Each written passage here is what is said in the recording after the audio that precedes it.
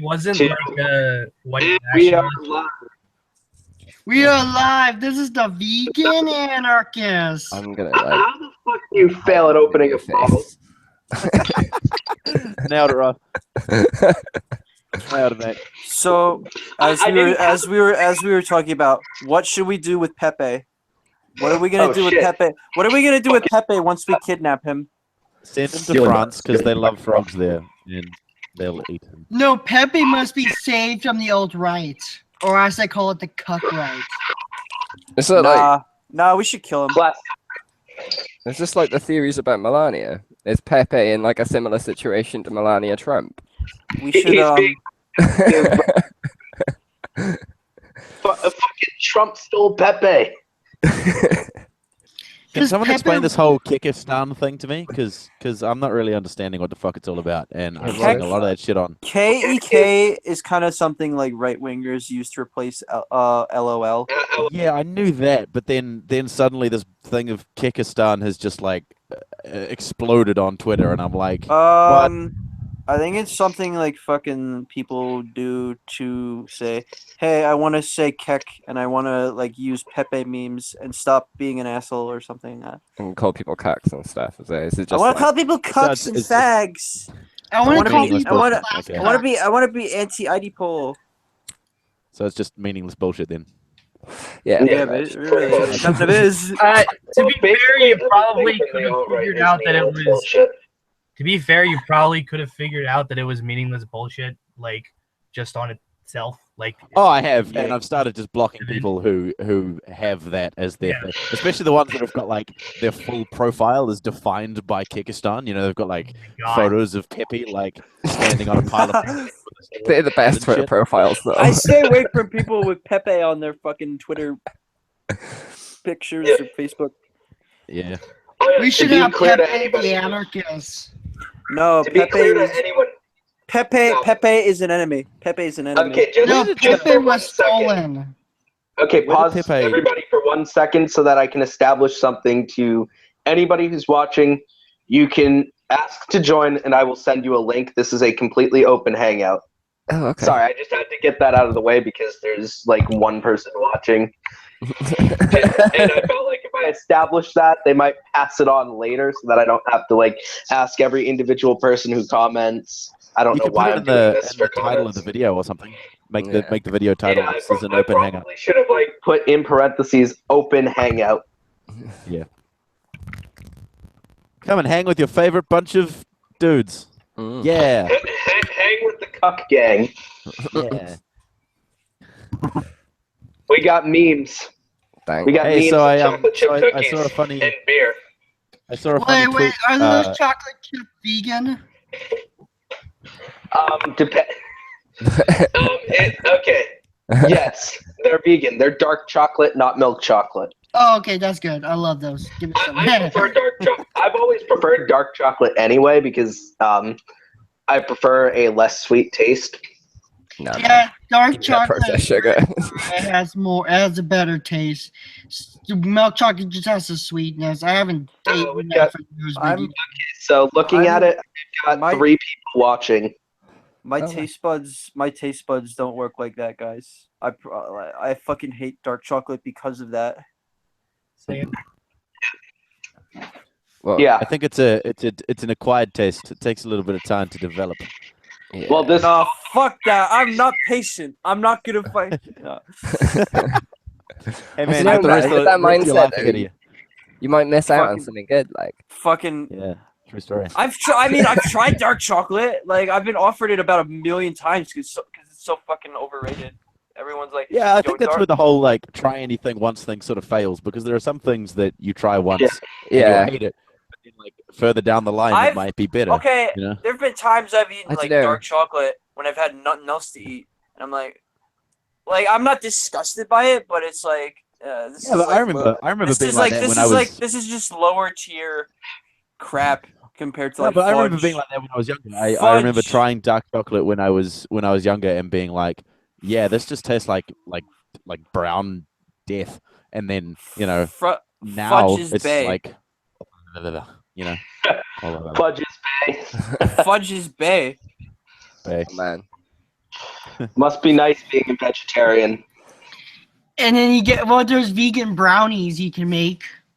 I don't know, man. There's like vegan alternative Is that to the same as weed brownies? Just made out of weed. I'll go for Yeah. There should be. I think there even is vegan weed brownies. They use Vegan coconut Of course there are. oil. Of course, there are vegan weed brownies. Come on.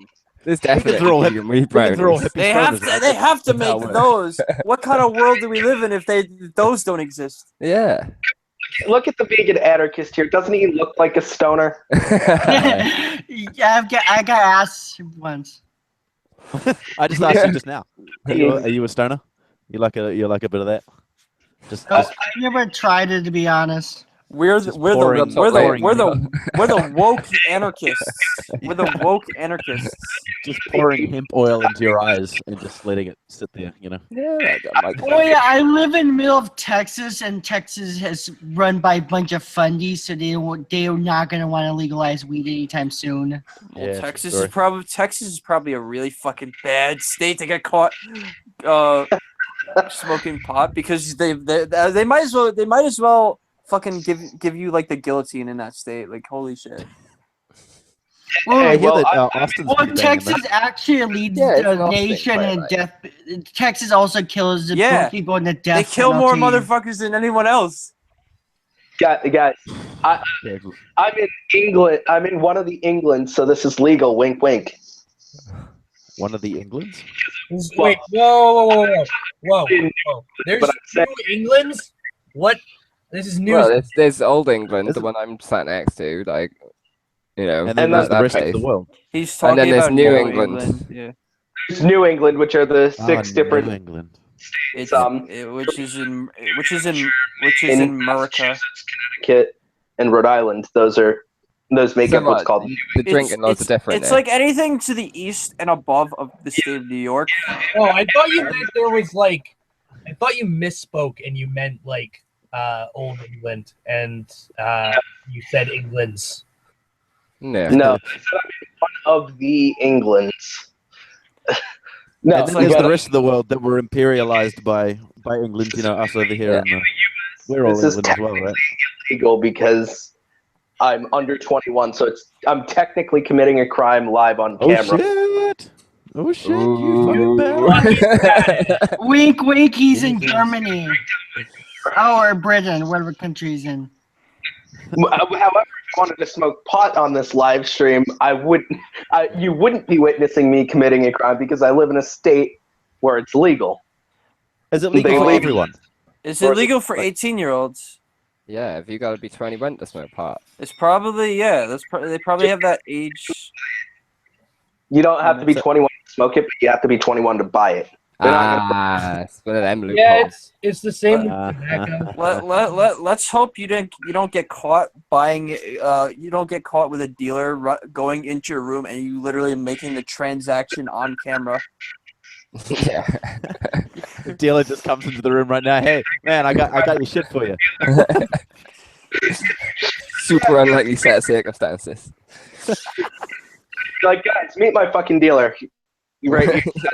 He sells Hey it- guys, meet my Connect. I hope I'm not committing a crime right now. Yeah. Are you a crime? A criminal? No, that's not really crime. That's just a box with crime written on it. Guys, I am a crime. I'm running out of time. so do Take this. that crime, you shit. Shit, crime is a shit that needs wiping up. You are such a dirty fucking criminal if you smoke pot. Fucking Onision. deserve to rot in jail. If you smoke pot, you're not a good person. Yeah, he basically was like, well, you're like a dirty criminal if you smoke pot. And it's like, just because the state deems you a criminal for doing something that, in all honesty, it doesn't hurt anyone. And in fact, the illegalization hurts more than the actual drug itself, which is pot. And it really was more a political scheme for it being made illegal in the first place. But yeah. you're a dirty criminal apparently if you smoke pot. Onision would make the funniest pacifist I just don't get. liberal ever. I don't get how he stayed on the radar for so bloody long, because he's been going for ages and ages and ages. The thing And about that he's always is said that, stupid shit. The thing about that is that, like, what do you call it? Like, if you remember, there was like this community of like so-called like YouTube ranters, and he would be one of their like targets because they like to target YouTubers, and that's pretty much why he like stayed on the radar for that long. Otherwise, he probably would have been irrelevant. Yeah. Yeah, someone just said in the comments, Onision had too much trauma. He's biased. Maybe his dad that abused him smoked it.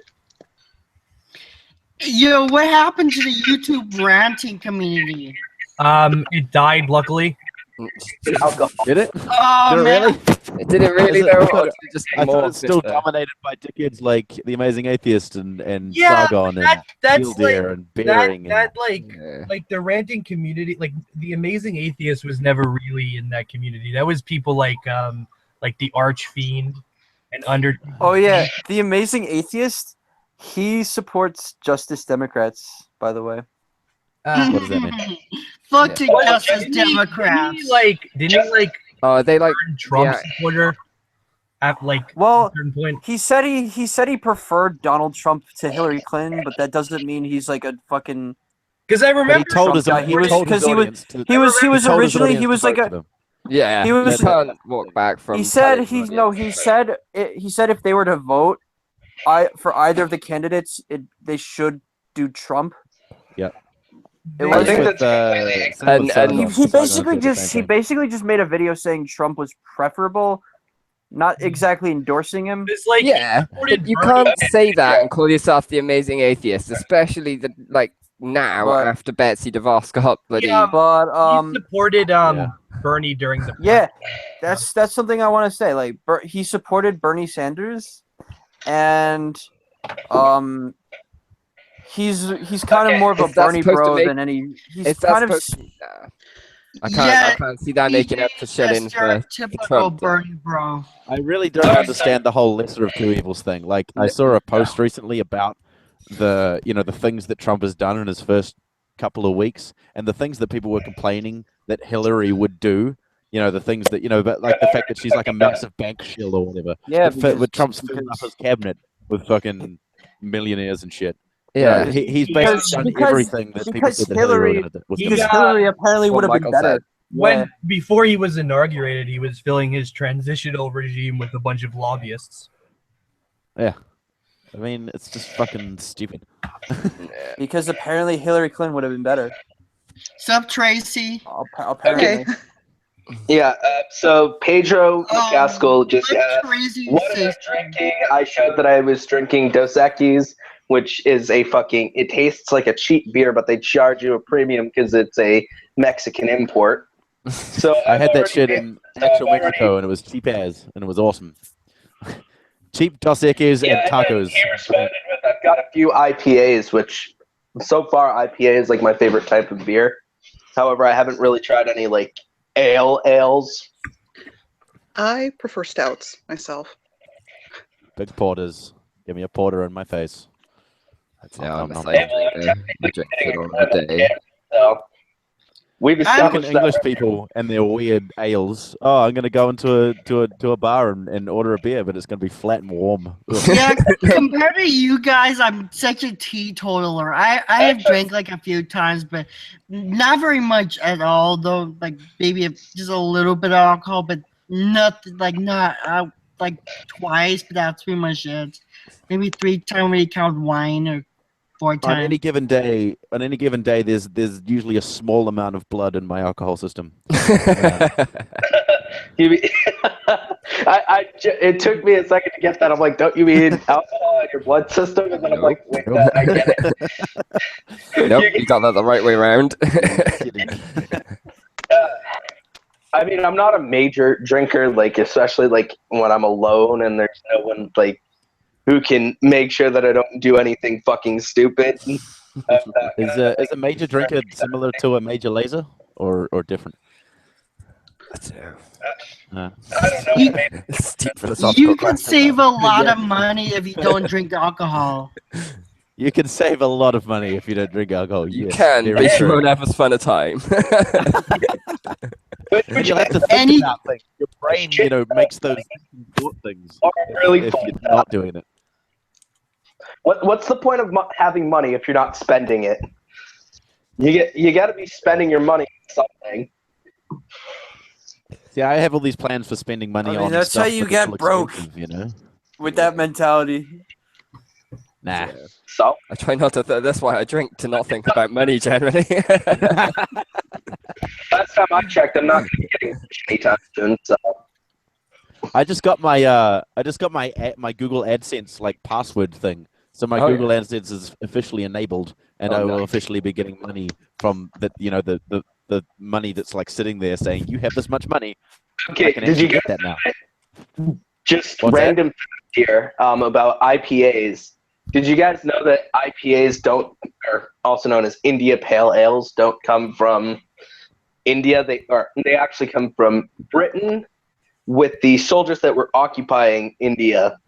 Uh-huh. Because on the trip because basically in the weather there, the beer would go foul, so they upped the hop content so that it was harder for it to foul. Huh. Yeah.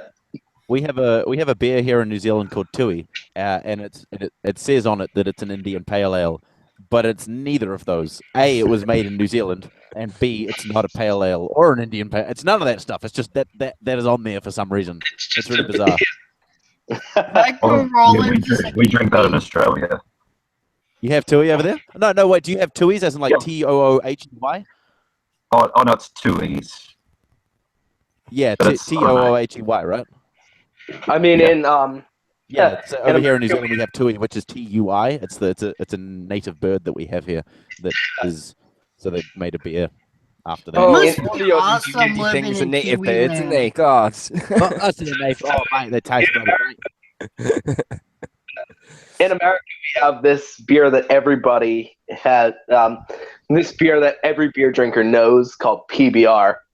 I remember PBRs. PBR. Francisco, and I was talking to you on Messenger. I told you about how my uncle stuck me into a bar, into like a tourist bar in San Francisco, and bought me like a PBR. Like he basically went up, bought two, came back, and while I was sitting away from the bar in a place where nobody could see me, he basically handed me a beer, and he's like, "Here, drink it. These are the most expensive PBRs in the city. $4 for one fucking PBR. How much? $4 for a PBR at this bar." At the bar down the road from the camp that I work at in the States, they have $1 PBR Tuesdays. So you get a can of PBR for $1, and it's fucking awesome. Doesn't alcohol kill brain cells, or is that a myth? I'm not sure. No, it encourages brain cell growth. That's why it's so fun. It preserves the brain by pepperoni. Yeah, go around telling people that. I think there's some Alternative truth. Hashtag alternative facts. Yeah, hashtag alternative facts. Yeah. I think there's some truth to it, but I think you have to drink That's- so much in order for that to happen. Yeah, I I think you're probably Mike gonna deliver Pence. that I think with Mike Pence would probably go around saying shit like, that about alcohol. Kind of like, he would go around saying shit about alcohol, like what is true about like LSD. You'll never be the same after. Well, there's war corps. He's an example of people losing brain cells because of alcohol. Okay, so you don't lose brain cells from alcohol unless you drink an excessive amount. Your liver's meant to process a certain amount of it, and if you drink more than your liver's meant to process, it can kill the brain cells. And when you drink more than what your liver can process, you also get drunk. But also, pretty much everything in the fucking world kills brain cells, so it's not really anything special. Hey guys, Rick. Everyone knows that Rick is like the smartest dude in the galaxy, and Rick drinks all the fucking time. So I think we can. How do you know how conclusively say- That is a fucking cartoon. No, Oh my it's real. God. How do you know how much alcohol your I thought it was a documentary. Shit. That's a documentary. Rick and Morty? That's a documentary. That's the hardest. I don't know, Rick. Rick and Morty. That's based on real events. Yeah. Yep. True facts. Filmed in front of a live audience, everything. Come on, Morty. Oh man. Come on, Morty. Morty, we gotta go. I got a bomb on the ship. Morty. Rick. I don't know, Rick. Yo, I'm so I don't know if we jealous. should do this. That was I'm actually so- Rick and Morty then. I'm so jealous of Ross because he has weed legal in the state, man. If I was in the state, and well, next I year, well, fucking envy you. You guys kind of look the same. You, Michael, and the vegan anarchist here. You guys kind of look the same. Are you brothers? No. Wrong. no, Wrong. You just kind Wrong. of do. You kind of got the Wrong. same sort of haircut, Wrong. same sort of face. Wrong. No, it's Ross. Wrong. Well, Wrong. actually, Tristan. But, Oh yeah. yeah. How Yeah, does that's one? Like I just turn it like I just turn I into just a call you broken Donald Trump. Actually, funny enough, when Wrong. I heard about the beard thing, the Wrong. first thing I thought is, I'm like, how dare you besmirch the name Tristan by making a false accusation I under wonder do I knew. Besmirch. What a great word. I dare- like that. How dare you say the Lord Rick's name in vain? Rick Sanchez, We my fought Lord before and the Council Savior. of Ricks. my Lord and Savior, Rick Sanchez. Rick My Sanchez. Lord and Savior George Carlin. I thought you were going to say George Oh, Clooney. I don't know about this, Rick. It doesn't seem like such a good idea. Today you gotta be more high pitched. I don't know, Rick. What? That's getting there. I don't know, Rick. Do you know who's who he also does like that voice actor? Do you know Lemon Grab. who else? He does both. He does both. Rick Lemon and Grab. Morty. Yeah, 10 points. Yeah. Yeah. I watch way too many cartoons. Oh, I love it, man. I've been trying to catch up on Adventure Time because there's so much that I've missed out on. Morty. It's so good. No, so, Mike, you really are then a. You really What is are. it? A cuck. You really are. I had this guy. Come onto my channel and comment Wrong. and say that he saw Wrong. that I liked Adventure Time, Wrong. and he was like, "You Wrong. like Adventure Time? Now I'm gonna go and delete all my Adventure Time cartoons and rip up all my Adventure Time shit because you're such an asshole and I hate you and you like Adventure Time as well." And I was like, "Wow." Jesus. Well, I mean, I didn't. When I found out neo-Nazis like a band that I like, I don't feel like, oh, I'm gonna rip up my fucking. No, I'm gonna rip up my that means it's time to stop. If neo-Nazis like it, Time to stop. It's time to stop. It's time to stop. Okay. That's like my I only find it funny favorite, that like, I'm the only thing by wait, X-Ray no, Fred I'm that I not like. the only one on video here. It's time But- to stop. Is that Filthy Frank? Yes, it is Filthy Frank. It's just me You and guys- Ross. you I'm guys kidding. can leave your comments. I don't know. I Oh, can't sorry. go with that. I'm not going to stop listening to Depeche Mode because Richard Spencer likes them. Oh, that would make me so I sad. was joking. I was joking. Okay. Just because fucking Nazis like something doesn't mean you have to. Yeah, but it would Yeah. make me think. It'd be like, Nazis- is there something that I, something that I have that's similar to what they have, which makes Keep us in both mind, like that Nazis thing? have nothing original, at all. They've like Well, nothing. Ross likes Wagner. the same. Ross likes the same football team that Spencer did that play in the Super Bowl. Yeah, you like the fucking you like the Okay, so- Aryan team. You like the fucking Aryan team. Okay, so someone, Pedro McCaskill just brought up that, and I'm sorry if I mispronounced your name, by the way. He said that Nazis liked dead Kennedys for a while, but, well, they also, Whoa. Dead Kennedys also made a song called Nazi Punks Fuck Off. Yeah. So that tells you what the dead Kennedys think about Nazis. It's kind of Yeah, weird how the Super I- Bowl became more political. Neo-Nazis tried to yeah. claim one of the songs off their first album. How is not giving neo-Nazis platform a debate? It's one thing the government censor, but it's another thing when a university or take power. Because part of of it is fucking because- liberals. Well, the thing is, they're not really invited by the universities. They're often invited by these student groups who have some really crazy funding behind them. Yeah. Yeah, like funding from like right-wing think tanks and shit. Well, not just that, but yeah. There's a lot of, these groups that are just sort of like financially in bed with each other. And it's like you try to connect the dots, you just sort of get lost after a while. To be honest, I've sort of changed my mind about violence against Milo. I'm kind of for that now, because Milo in a way legitimized all this shit to begin with. I don't know. I think that's giving Milo way too much credit, but I agree with Aaron. I think that Milo is dangerous, definitely, because I mean you can't go around literally doxing people IRL in your talk. That is not on. That is not protected speech. Just taking on the kind of way that people on like internet bullies on YouTube do their thing, and taking that. So actually, when the right wingers accusing anarchists and leftists of being funded by George Soros, they're actually projecting because they're funded by right wing billionaires. I still don't know where my protest money is. Yeah, where the hell is my money? I'm still waiting on a check for George Soros, I think. Yeah. Dang it. So we need to file a class action lawsuit. Oh. Hey, get in line. I've been waiting for like 5 years. Okay, so I'm still waiting on the feminist shield money. All that money that I get for. I've been waiting for so long for my fucking money. Anita still hasn't sent it to me. She's fucking holding out on me, man. I don't know. I'm still waiting on Anita's bees. Where's Anita's bees? Yeah, where's Anita's bees? Where's Anita's bees? Okay, guys, am I sounding all right? Because how is my sound right now? Like 12,000 leagues under the sea, man.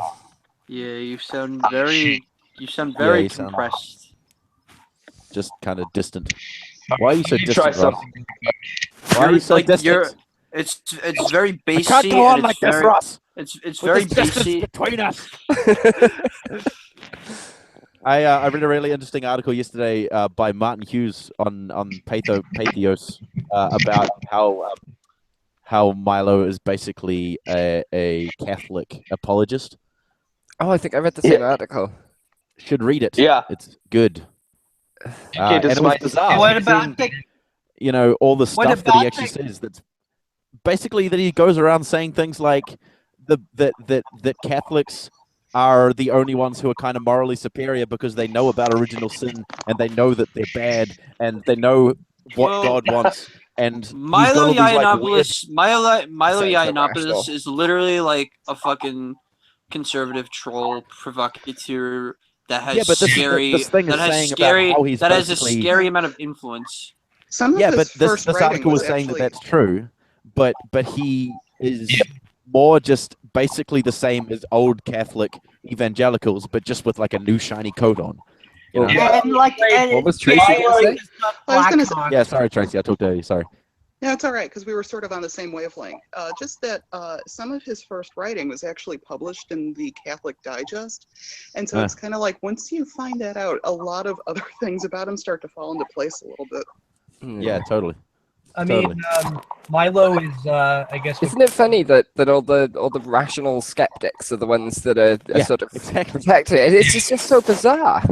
Well, I put up a tweet about it yesterday, and some guy came along and he was like, "Yeah, I mean, but we don't care about his ideas. We're supporting his right to free speech." And I was like, "Yeah, but you're supporting it pretty fucking hard." And there is a limit to free speech, and that's when it starts to endanger other people. And he has clearly shown that he's willing to do that. Well, the other thing is that free speech doesn't apply to no platforming. Like, unless the government no platforms you, it's not an issue of free speech. Because people don't fucking understand what free speech is. They think that any time that you can't say a thing in any place that you like ever, that means suddenly your free speech is being impinged. Oh, I've been blocked on Twitter. Oh, I've got no free speech anymore. And ever since what happened in Berkeley, it's the YouTube and the internet has been exploding with accusation that Antifa is a terrorist group. Meanwhile, Donald Trump bombs 8-year-old girls, who's the sister of the 16-year-old guy Obama bombed. So that's because to the media, property matters more than human life. Even though property is defended with violence. So yeah, can I ask a question? So someone, what's his name, Ahmed Skeptic made a tweet yesterday and said that Antifa are far more violent than the neo-Nazis of today or whatever. Yeah. And I was trying to figure out what it was that made Antifa so violent. All I could find was setting shit on fire.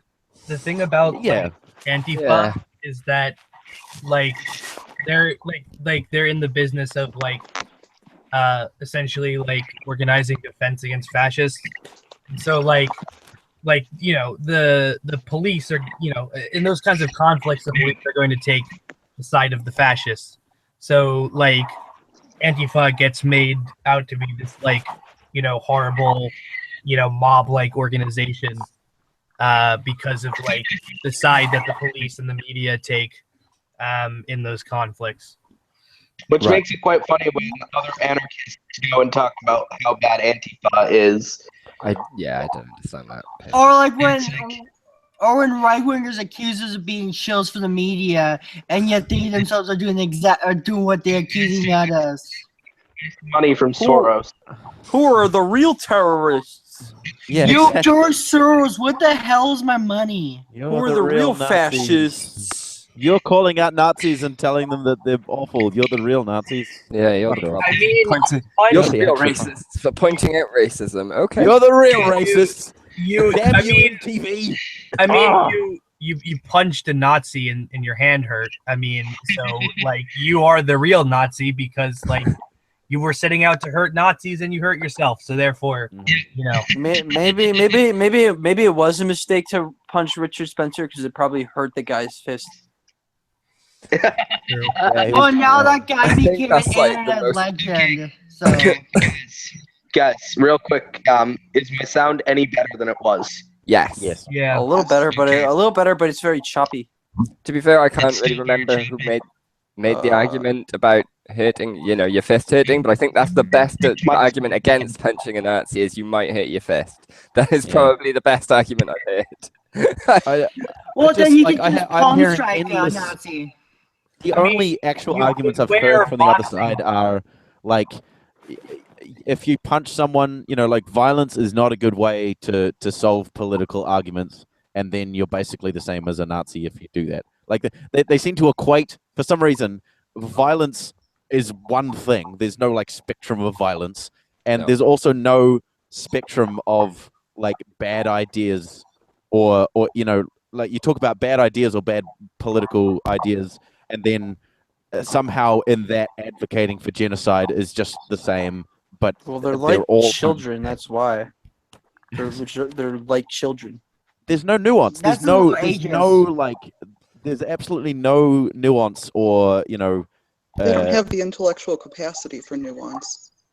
It's fucking annoying. But violence is never the answer. Violence is never the answer. Yep. But I- guys, you're all forgetting. This whole hangout is forgetting. Violence is What? never the answer. If all we did was we wrote if we wrote signs, if we just wrote picket signs and fucking went on the streets and just did that will overthrow capitalism itself. The problem Well, with see, the other that thing is like the problem with like going out and like, you know, with placards and protesting is you'd be blocking traffic. So like yeah, you're still can't do just as that. bad as the fascists. Yeah. See, it's And like not only you that, gotta in some states, keep those. I mean, Martin Luther King never blocked traffic.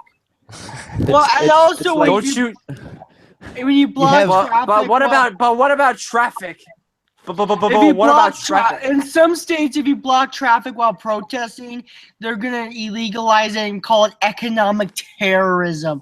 They're literally throwing the word terrorism like a buzzword these days.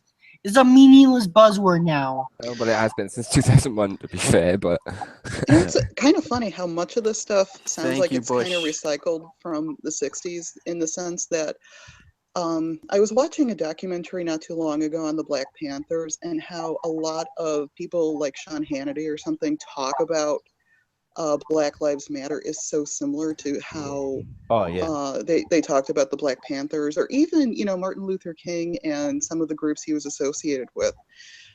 And you kind of look at how That's a lot of true. these conservatives now are talking about, you know, Martin Luther King like he's a saint, and at the time, a lot of the people who were opposed to him really they might not have used the term domestic terrorism at the time, but they were kind of in the same ballpark. Yeah. You have people that have the balls to say that Martin Luther King was a Republican. So I mean, like, Martin Luther King is invoked by like a lot of those types usually as like a trump card. So it's like, oh well, you know, Martin Luther King was, you know, the famous, you know, black civil rights leader. Therefore, you have to do everything. You know, all your tactics have to be informed by Martin Luther King. And if you step out of those bounds, I'm going to use that as a tool to bludgeon you over the head with for, you know, doing the wrong thing. In, you know, I mean, like I'm a Malcolm X using man. only talking about like certain things, you know, to use as ammunition against your political opponents. I feel like they haven't so often. Like I see Sargon do it all the time. I see the Armored Skeptic doing it all the time. I see so many like selective outrage against things, or you know, being for things, but only when it serves your political purposes. You know, like it's Does it sound better now? What's that? Do I sound better now? You sound amazing. Yes. It's like honey in my ears. Yeah, it's Though honey in my ears, I don't think I'd want honey in my ears. I don't know, yeah, that might be a bit sticky. that doesn't sound comfortable. Putty in No, your it doesn't. I retract Yeah, that my did statement. come out right. I mean, Also- honey in my butthole. Whoever said Trump card earlier, that I'm sure that phrase has taken on a whole new meaning now. Yeah, it totally is. That just stuck in my brain for some reason. And you know what's ironic about what liberal been claiming about Antifa? The same people, the Hillary supporters who are bashing anarchists and telling us we're doing our tactics wrong are the same ones who failed to stop Trump from getting elected in the first place. So Well, who that's are the they other to thing, tell us? Like, if you're like, you know, a lot of like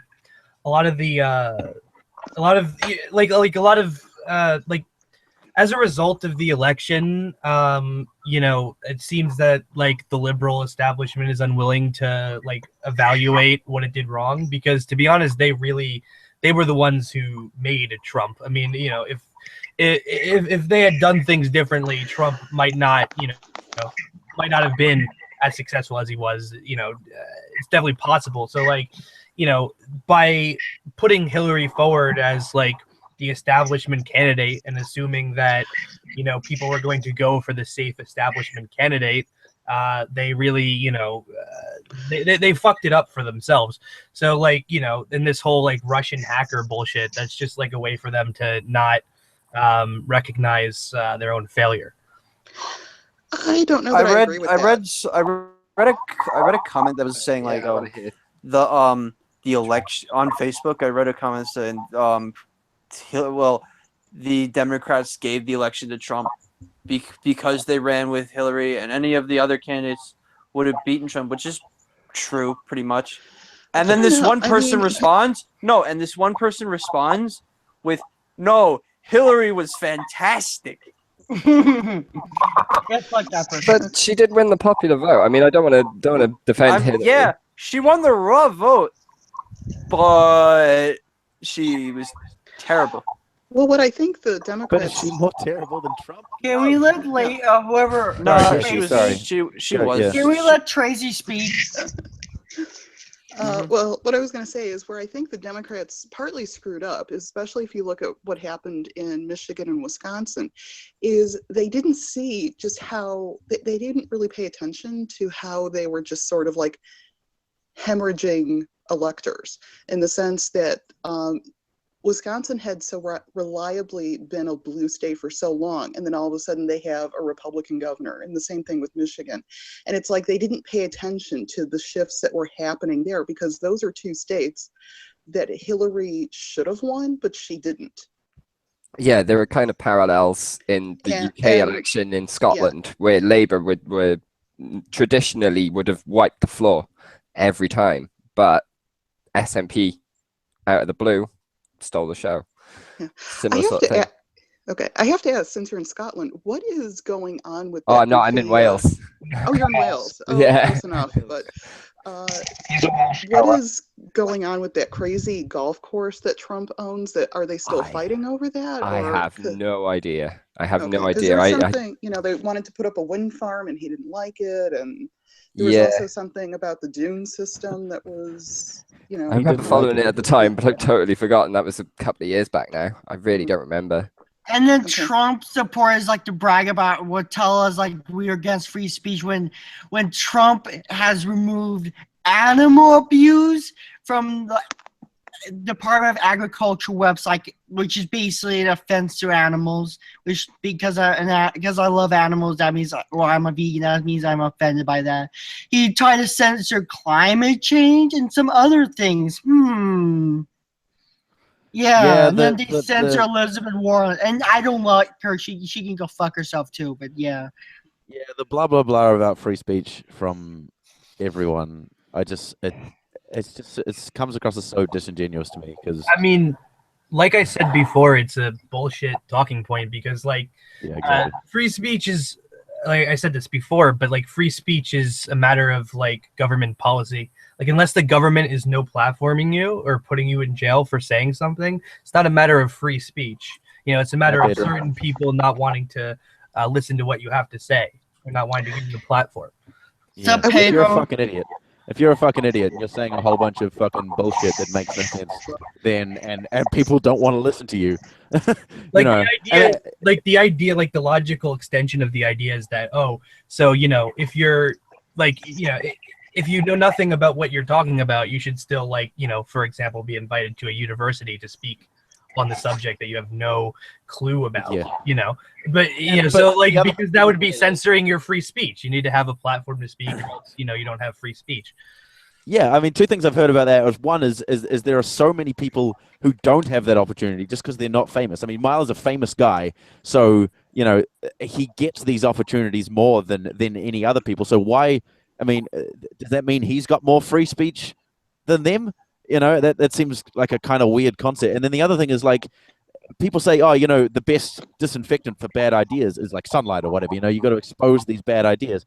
But just giving him a platform is not exposing the ideas. It's allowing him to be a propagandist. Well, yeah, if you put him on a debate platform with someone who knows what the fuck they're talking about. Exactly. Exactly. He has a platform. Like, he gets to control what he says in that platform. Exactly, he's got a platform. So, like, you're not exposing anything. Like you said, you're allowing him to, propagate his ideas. It's the same with dudes on YouTube who complain all the time about echo chambers for feminists and all that sort of shit, when they're constantly surrounded by affirmation and praise. They've got hundreds of thousands of people telling them how right they are. Guys, to attack. Guys, we're in a hangout and we all agree with each other on social justice issues for the most part. Therefore, this is an echo chamber. Echo chamber. SJW echo chamber. Coming from. Oh, sorry. I was going to say, I just wonder how many people who are upset about... Tracy, what were you saying? Oh, I just wonder how many people who are upset about Milo and some of these other people not getting to speak at these schools are actually really happy about Mitch McConnell shutting down Elizabeth Warren last night. Yeah. I think the Venn diagram of that. I saw something that said this on like Facebook. I didn't watch the video, but I do kind of want to see that. Yeah. Yeah, if someone could link that to me, that'd be awesome. I really fucking hate Mitch McConnell though, because who doesn't? Yeah, true. Most Republicans don't like Mitch McConnell, to be frank. Mitch McConnell, more like dicks in my butthole. Dicks in my butthole are pretty good. I don't know why you're giving them a bad name. It's true. I'm sorry. I didn't mean to associate them with Mitch McConnell. It's my bad. Yo, Ross, you here? Yep, I'm still here. I think there's something wrong with Ross's mic. Oh, I No, can't. I'm fine. Yeah, Can you fine. hear? I think Get it? I think hear you fine. I think I'm VA's got a implying little that I'm lag. Ross's mic.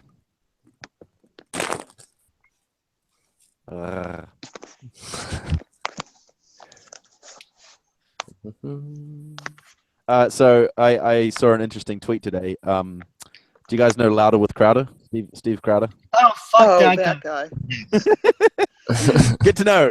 Good to know. So he put up a tweet about how it said that over 100 like violent crimes, or maybe it might have been about murders. Like 100 murders have been committed by immigrants, and none of them have been deported. And I looked at the article that he linked, and it had 100. I think it was murders. It might have just been violent crimes, but 100 over the last 4 years in America. So 100 of them. This is a fucking outrage. Apparently, there's 100 murders or violent crimes that have been committed by immigrants in the last 4 years. And then I went and looked up. There's been 15,000 murders in the U.S. in 2016. The U.S. is What? the fucking murder capital of the And world. 15,000 were in Chicago. Yeah. So what? That's like selective outrage to the maximum. But Yeah, what about like, Chicago, guys? Immigrants are actually less likely to commit crimes than the general population, and yet It's they get all the one- shit it's- for it. It's 1 in about something billion chance you'll get killed by an immigrant. Yeah, Fucking as the one person on here who actually is in Chicago, I would say that the crime is probably just largely related to drug trafficking and gangs. I mean, that's kind of the most of where it Like relates. if the illegal drug trade just didn't exist, which would be able to go away if you just made drugs legal, or at the very least fucking decriminalized them. No, decriminalization is fine for users, but I mean, they're still giving a massive market to, like, criminal organizations. I mean, it's preferable to full on criminalization. Yeah, but when you legalize weed and tax it, the money could go to the police, and I don't want the police to get any more money. I want the police to be get rid of.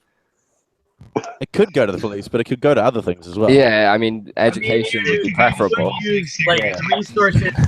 Or healthcare, you guys need a lot of that. The resources that we use to fight the war on drugs could be better used, or would be better used, put toward treatment for people who are addicted to drugs, rather than throwing them in prison. I And then agree. you just remove the black market for the whole thing. It seems like once you get rid of that, it's controlled by And You have less people dying. I mean, the U.S. is the fucking murder capital of the world. And when I say that, I mean the U.S. and you also have less people dying from from shoddy drugs. Going ahead and buying drugs that are laced with horse tranquilizer or some shit. Exactly. I mean, like Margaret Thatcher's health secretary, I think it was addicted to pharmaceutical opiates. So, you can walk around as a heroin addict if they're pharmaceutical and be a productive member of society. Why not make it legal and tax it? Well, Why do you have to bring Maggie up? Yeah, like you made this whole conversation. I'm in the dark. South Wales Wake up, Valley. Maggie, I Fucked think I up got where I something live, mate. I'll bring her up whenever I want. It just Maggie. makes the whole tone darker. Just mentioning Thatcher. Look, I live in the it just gets everyone depressed. It just gets everyone depressed. I don't actually know that much about Margaret Thatcher, so it doesn't get me depressed. So I'm good. Yeah, you were lucky. Yeah, when Maggie died, people partied, and people got some outrage at people partying over Maggie's death. Maggie, what have we done? Thatcher is actually the only fucking person who managed to actually get a country in debt, or not pull it completely out of debt during an oil boom.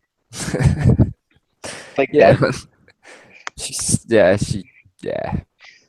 These fucking right. She destroyed my community.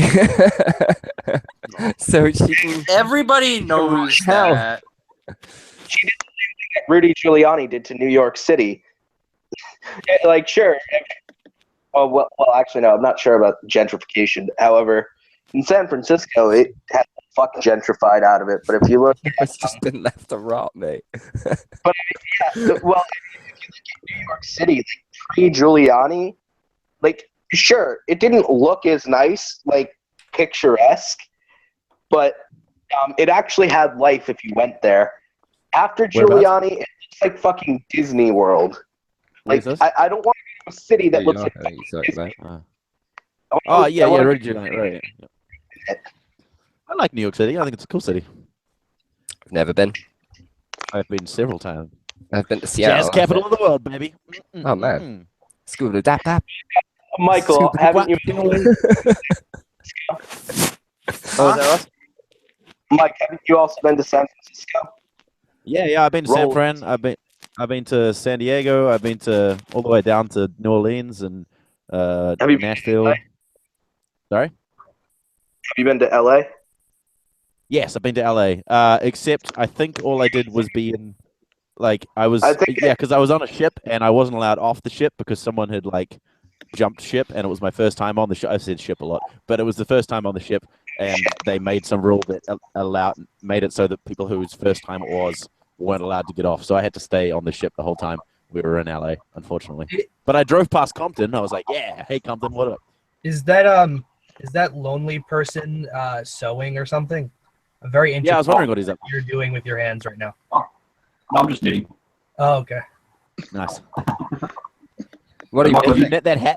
Did you knit the hat that you're wearing? I crocheted it. Oh, you crocheted it. Okay, cool. Nice. Have you been to Australia? Have I been to Australia? Yeah.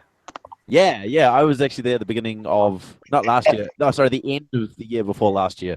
I've got cousins and stuff over there. Okay. Well, I mean, Michael, if I'm correct, you've also been to Boston. I remember Chrisioste posting that. Yeah. Meet I hung out with Chris in Boston. It was very cool. Hey, if you're ever in Boston, I'm just like a half-hour ride away from Boston. Yeah, man. You ever want to? I come over to New York every year, so I'll probably maybe come back again sometime, depending on how my time is spent when I'm there. You know. You in New York? Yo, You're guys, in I'm New gonna do a live stream on April with Bros, Bobby, and Are who you was that talking other? about on my birthday, the April 18th stream? The one that The concentrated autism one, yeah. we were gonna call it concentrated autism, like just to That's great. Well, it's technically like for those for all the Americans, it actually is. Is it February the 8th still for you? Your mic is kind of choppy. I can't really understand what you're saying. Yeah. Oh, okay. Robot mode, bro. Yeah, so like the ones from America, you still in February the 8th? Still can't hear what you're saying. Can you say exterminate? What is this live show doing to people's mics? Sometimes people's things just go kind of choppy. You just kind of need to exit out of the hangout. My internet here is shit, so. It's the live show. Yeah. It's a curse. It's a curse, guys. It's the Dalek Show. Welcome to the Dalek Show. It's creeping Sharia.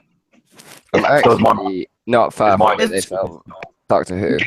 Hey, lonely man, you might need to just quit out of the hangout and then come back in again. That tends to fix it. Yeah. Oh, okay. Cool. Michael here, Michael Rollins can tell you how bad the sound was in a hangout that I hosted with him and Chrisiosity. Oh my god, it was awful. Yeah. It's weird because it sounds fine to me, and then everyone's like, yo man, you sound like a Dalek, and I'm like, oh my bad, sorry. All sex. Dude, are you humping your pillow? What are you up to there? Who, me? Yeah, you just look like you were humping your pillow. Oh.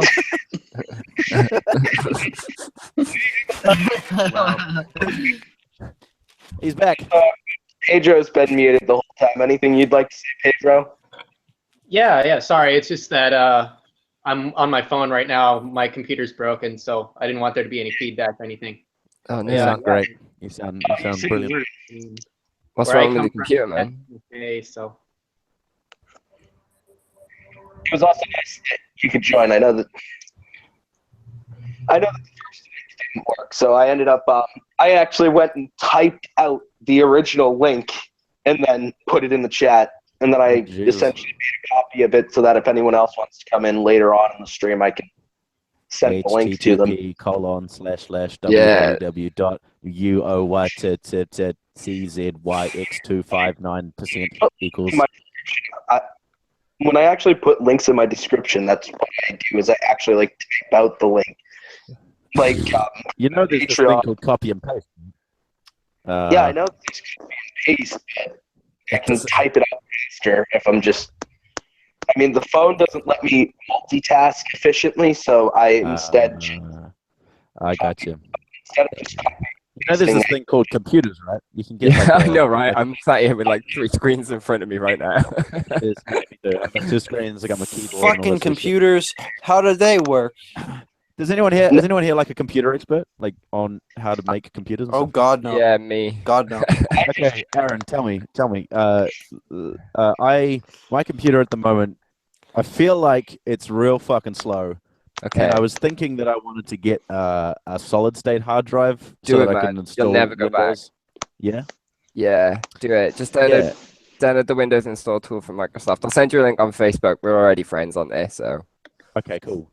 Because I've just started playing World of Warcraft again. So sue me. And the loading times are just like so long, and I feel like. So would it install that as well? Yeah, man. SSD, I'll sort you right out. World of Warcraft is bourgeois. Okay. Fucking awesome. That doesn't mean you should like not do it. I'm fucking the new expansion is just fucking banging. It's so good. Each to your own, man. Like fair. Bourgeois. What is bourgeois? I don't even know what that is. It means middle class and posh. It means fancy. Ruling. It's bourgeois and It's Marxist jargon for ruling class. Marxism. It's Marxist jargon. It's Marxist jargon for like capitalist or owning class, the class that owns the means of production. It gets conventionally used though to mean middle class. Yeah, which is, I just heard that. But the first time I heard of Sargon, it gets used by like it's been used to like demonize people. Kind of like demonize middle class people who are very overly consumeristic. Yeah. Oh, it's a bourgeois. So in a sense, bourgeois kind of just means bourgeois really just means capitalist or capitalist kind of contributing. So what you're telling me is you're part of the Frankfurt School, and we all have a little bit of bourgeois in us. Sargon was I'd love a little bit of bourgeois in me. We all got a little bit of bourgeois in us, except for those true proletariats that probably got bombed. Michael, you remember that? Come to a Welsh town and say that, man. Okay, so who here has seen the H Bomber Guy video? That was the free Sargon response where he talked about talked to John Tron and he was like, "Oh, the communists." Oh, the communists. I really wish John Tron wasn't a fucking right-wing motherfucker. Well, he's like, the Frankfurt School existed, therefore cultural Marxism. Oh my god. They're fucking communists. They're freaking communists. Yeah, Ross, you're really cutting out on me. Yeah, you need to fix that shit, Rossi boy. The funny thing about the Frankfurt School is that it had like pretty much zero actual cultural influence, and the only people who really know about it are like academics and people who and douchebags on the internet. Conspiracy theorists on the internet. People, really conservative people. And sort of the way only really conservative people talk about Saul Alinsky. God, I hate when people Yeah. just throw around Saul Alinsky's name like fucking. Oh, George Soros. Like he's like he's the George Soros. George Soros is not somebody I like necessarily defend. These are all But names that I like don't people, know. but like I want Saul my check. Saul Alinsky was just kind of like they demonized him because what fucking he was an activist. Yeah, he was an activist and writer in Chicago and was really, Oh no! Yeah, Chicago again. He was very active in like the labor movements and maybe part of like the earlier parts of the civil rights movement. That sounds like tyranny. I know. Yeah, that sounds He's like just some liberal, though. leftist. He sounds like an SJW. That's what he sounds like. And so, and so Psych, he wrote this Psych book. Substance made another video. Substance too. You're still awful. You're still awful, Ross. We can't hear a thing you're saying. Anyways, Tracy, he wrote this book called Rules for Radicals, which is what conservatives like to. Yeah, they like to point to it and talk about, you know, every time a liberal says or does something they don't like, oh, they got that out of Rules for Radicals. And, you know, it's funny, I've lived in Chicago my whole life, and I think I've met maybe one person who's read it. And in fact, I was actually at the bookstore the other day, and I saw it, and I thought, well, maybe it's time. You know, embrace my liberal destiny. Yeah. It's like the whole like the idea that if you disagree with someone, you call them a Nazi. Like I don't hear that from anyone except like I don't know anyone who calls someone a Nazi. Yeah, exactly. People who are defending Nazis. Like I never actually. I can't think of a time when anyone I've never done it, and when people I know have done it, you know, calling someone they disagree with a Nazi, but that like suddenly there's a fucking epidemic of people calling people Nazis who they don't agree with. It's like what? I'm pretty sure it's more. I'm pretty sure what gets thrown around more often is Marxist. Or fucking feminazis. Yeah, feminazi gets thrown around a shit ton. Well, Yeah. well, it's really common to say that Trump is a Nazi and Trump is like Hitler, but I think that's a little bit oversimplification because Trump is just the all over the implication. place. The implication is that the people are having, you know, there's been political discussions going on, and then suddenly the people from the left are just calling the people from the right Nazi because they disagree, and that's happening all the time apparently. But the right there's an epidemic of hurting my little white feelings. It's so fucking stupid, to me, it sounds like just another thing to defend actual Nazis. You know, like it's we're talking about an actual Nazi here getting, you know. I am hearing a lot of apologism for white genocide in this hangout. I love white genocide. Oh. Well, no, I was just going to say that. Well, that was I for think, Christmases, you know, white genocide. Sorry, Tracy. Okay. Well, just that, you know, Nazi, especially like with the Tea Party, they started calling Obama a Nazi, which... Yeah, the right also throws it around. And it's the just right gotten throws it around the wrong way. Around so much and so loosely that I almost feel like, no, let's just stop. Just, well, you know, the left unless does you really that a see lot. someone throwing up the salute and goose stepping, then... I mean, but see, to be that's fair, what's happening though, with Richard Spencer. To be fair, like, literally what happened with Richard Spencer. Yeah, exactly. So, I mean, we've got the people doing the quote unquote Roman salute. We've got him, you know, I was reading a thing about him talking about the creation of his, you know, white ethno state. But he says he wants it to be peaceful, right? Kyle, it's a Roman salute, guys. It's okay.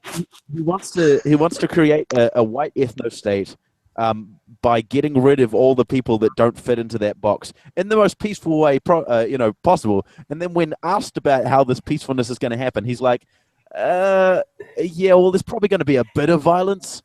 Fuck off." Lethal injection instead of gas chambers. Just like what?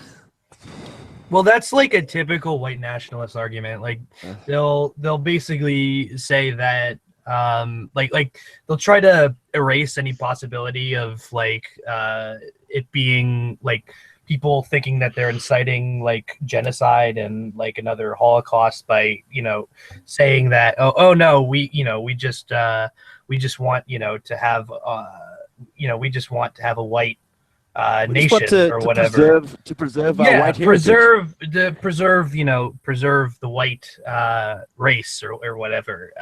White.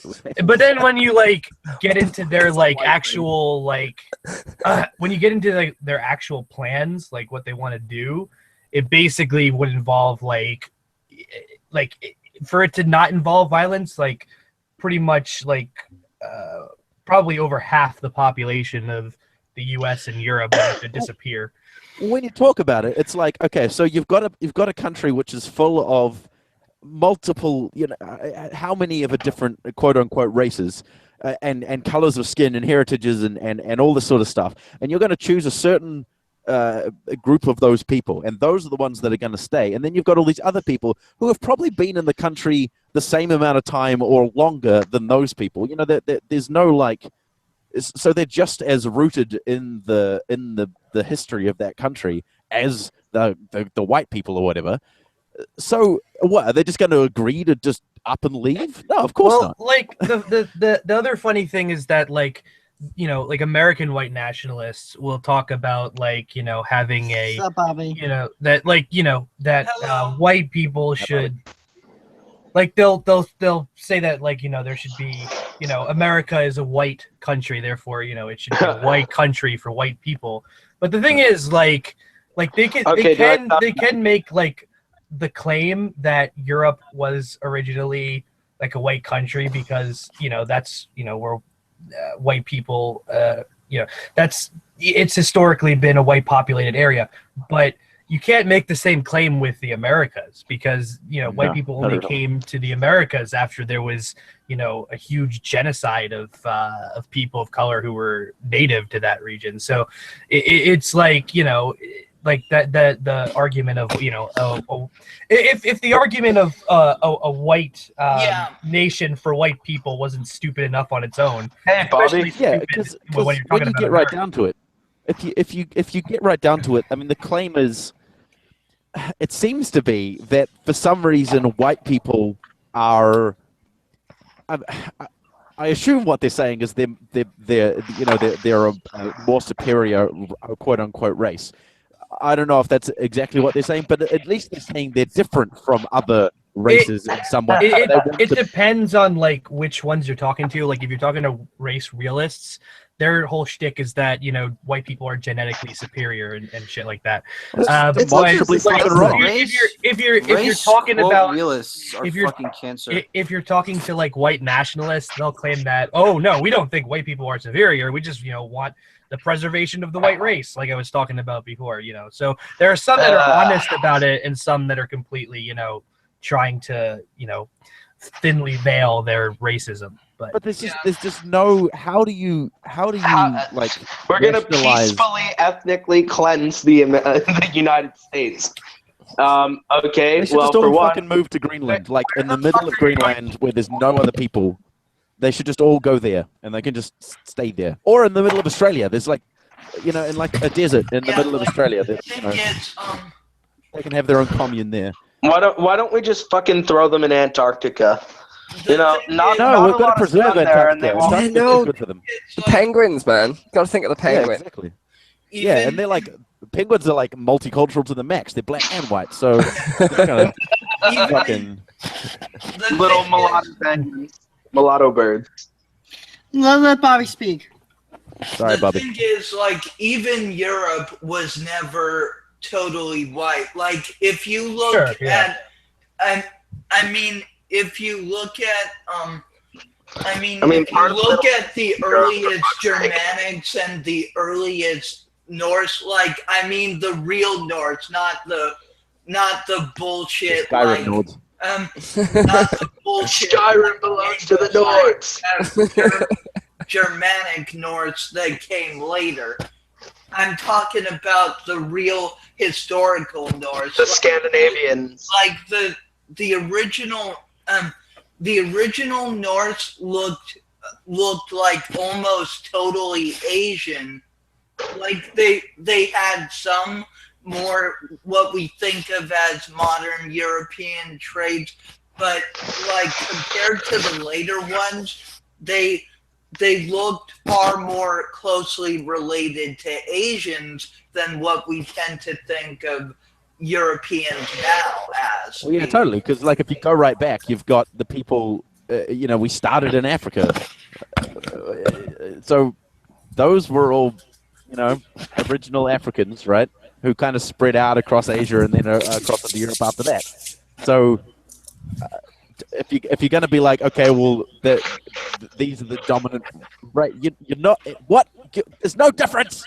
Well, and the other thing, like, these people like to make the claim that, since we live in a white supremacist society where white people dominate, they like to make the claim that on that basis that white people are, the superior race. But on the flip side of that, if you look at the global population is predominantly not white.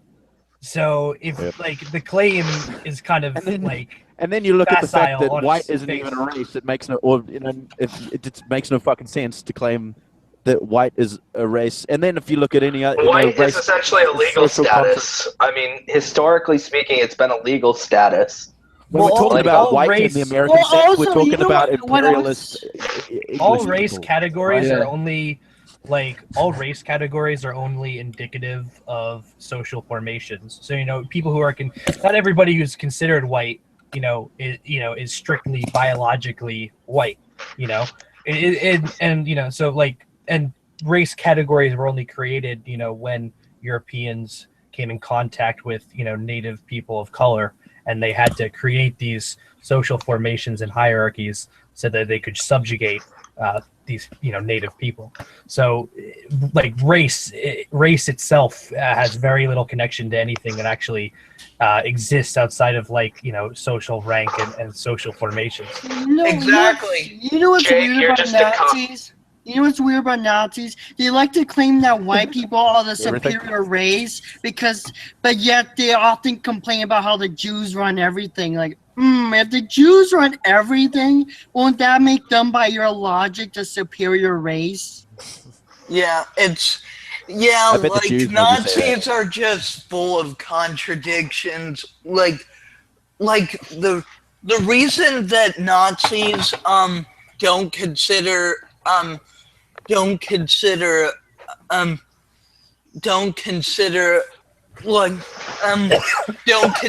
Jews a superior race, though, vegan, is because of the fact they're obsessed with this bullshit mythologically based idea of racial purity that has no empirical justification for it whatsoever. In fact, all the empirical evidence points to the fact that there are no truly pure races. And there is one everybody's mixed with something. It's just different variations, different degrees, and just because someone's not mixed in equal proportion doesn't mean they're still not mixed. Now, I may have more European blood than Jewish, Asian, or African blood, but that doesn't make my Jewish, Asian, or African blood go away, does it? The Jews! Well, I'd kind of like to build off of Bobby's point a little bit, because what I find really strange is how, I hate to be this kind of snob, but just the fact that there does seem to be kind of a relationship between a kind of rural, poor, I hate to say white trash, but if I say that, you kind of know what I mean, relationship to white nationalism and sort of the comeback of Nazis. And how in a lot of the so-called race realism arguments, you see a lot of it's like they revert back to a lot of eugenics type arguments. Yeah. That's what they're based on. Yeah. Yeah. Well, guys, pro-socialism, I think, had a great point in the not comments, the chat. He said, whiteness is a social construct, to be fair. Irish immigrants to America and Britain during the 1800s were often caricatured as being non-white. They were deemed as socially inferior. White, like Irish It's a and legal Italian, status, essentially. Irish and Italian people weren't considered white until like the 80s. So like, you know, like and like the thing about like what Tracy said about like white working class people, because that's when you're referring to like, you know, rural white people or like quote unquote white trash, you're referring to the white working class.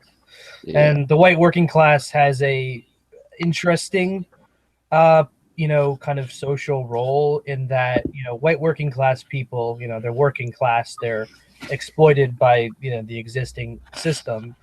So you know, you find white working class people, you know, alongside people of color fighting against oppression and exploitation. But then on the other side of it, you know, white people have an advantage over working class people of color because they're white and they, you know, benefit from what Webb Du Bois called the white wage.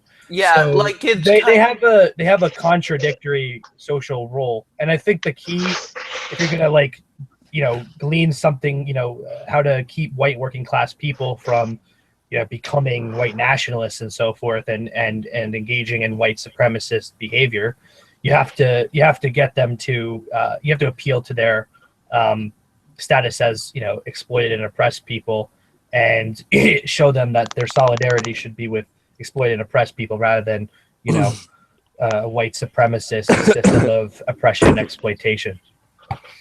How do you think? How much do you think that like undereducation kind of factors into it? Because it seems to me like the idea of, you know, like, well, first of all, the whole realism kind of thing of thinking that there are like objectively different kinds of people based on a race or something. It is the thing about education and race realism is that race realism comes from actually like the intellectuals of like burgeoning white supremacist society. So like when white supremacy was being constructed through colonialism, obviously you had to have a justification for subjugating, you know, colonized people. Yeah, right. And, you know, getting black people in the slave trade, and etc. So, like, you know, the intellectuals at the time constructed, you know, what they called race science, which was, you know, things like measuring the skulls of people of color and comparing them to white people. And, you know, they also, and then what came along with that was, you know, social Darwinism, which was, you know, basically, you know, the underclasses are, you know, the inferior people, and the upper classes are the civilized, you know, superior people. And those two things came hand in hand, and they came out of the intellectual tradition. So it wasn't a matter of education, but under education. I think there's a religious component that we're not really looking at. Yeah, and I'd argue, and I'd argue that this that it's not really the masses of like violent undereducated inbred hicks that are the most dangerous fascists. It's the ones like it's the ones like who's that one dude who I kind of liked at first, and then later found out was a white supremacist. Like Steve Bannon. Huh? No, not Bannon. Like a fucking dude I heard about before him. He's like a behavioral. He's like a behavioral psychologist who did a critique of Chomsky at one point, claiming that Chomsky's too idealistic. Well, guys, remember Steven Pinker. That's the one. Really, Steven Pinker's a white supremacist. Steven Pinker? Yep. Yep. Wow. He's a white supremacist? Yes, he is. which is funny because he's of Jewish descent. But then again, he has a lot of.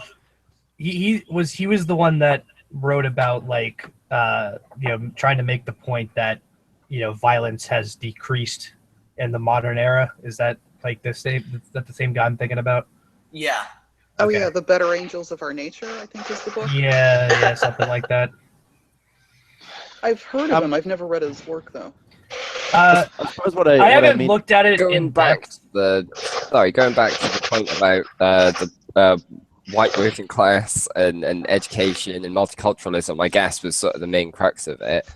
I think the main point is places like here, people don't see it, people of color here, because it's just like, well, there's nothing here. There's no reason to come here. So you don't interact with other people. And if you don't interact with other people, that becomes alien and scary and foreign and just, yeah.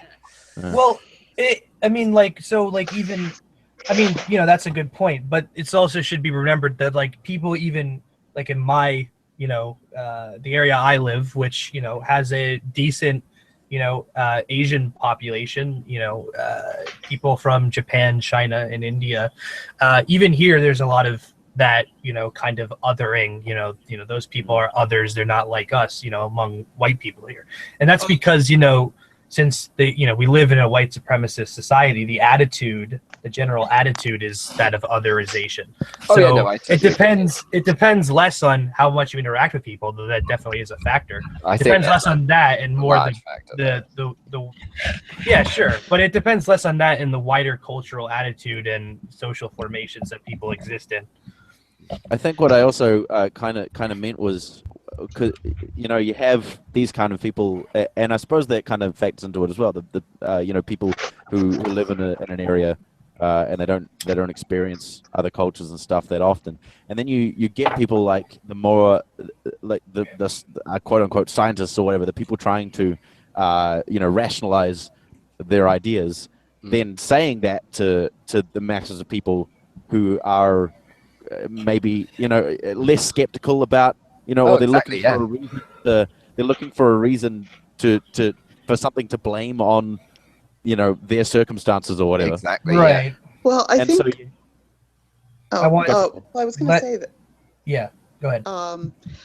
That we're also kind of overlooking a religious component that we've kind of inherited from our Puritan founders. I don't know.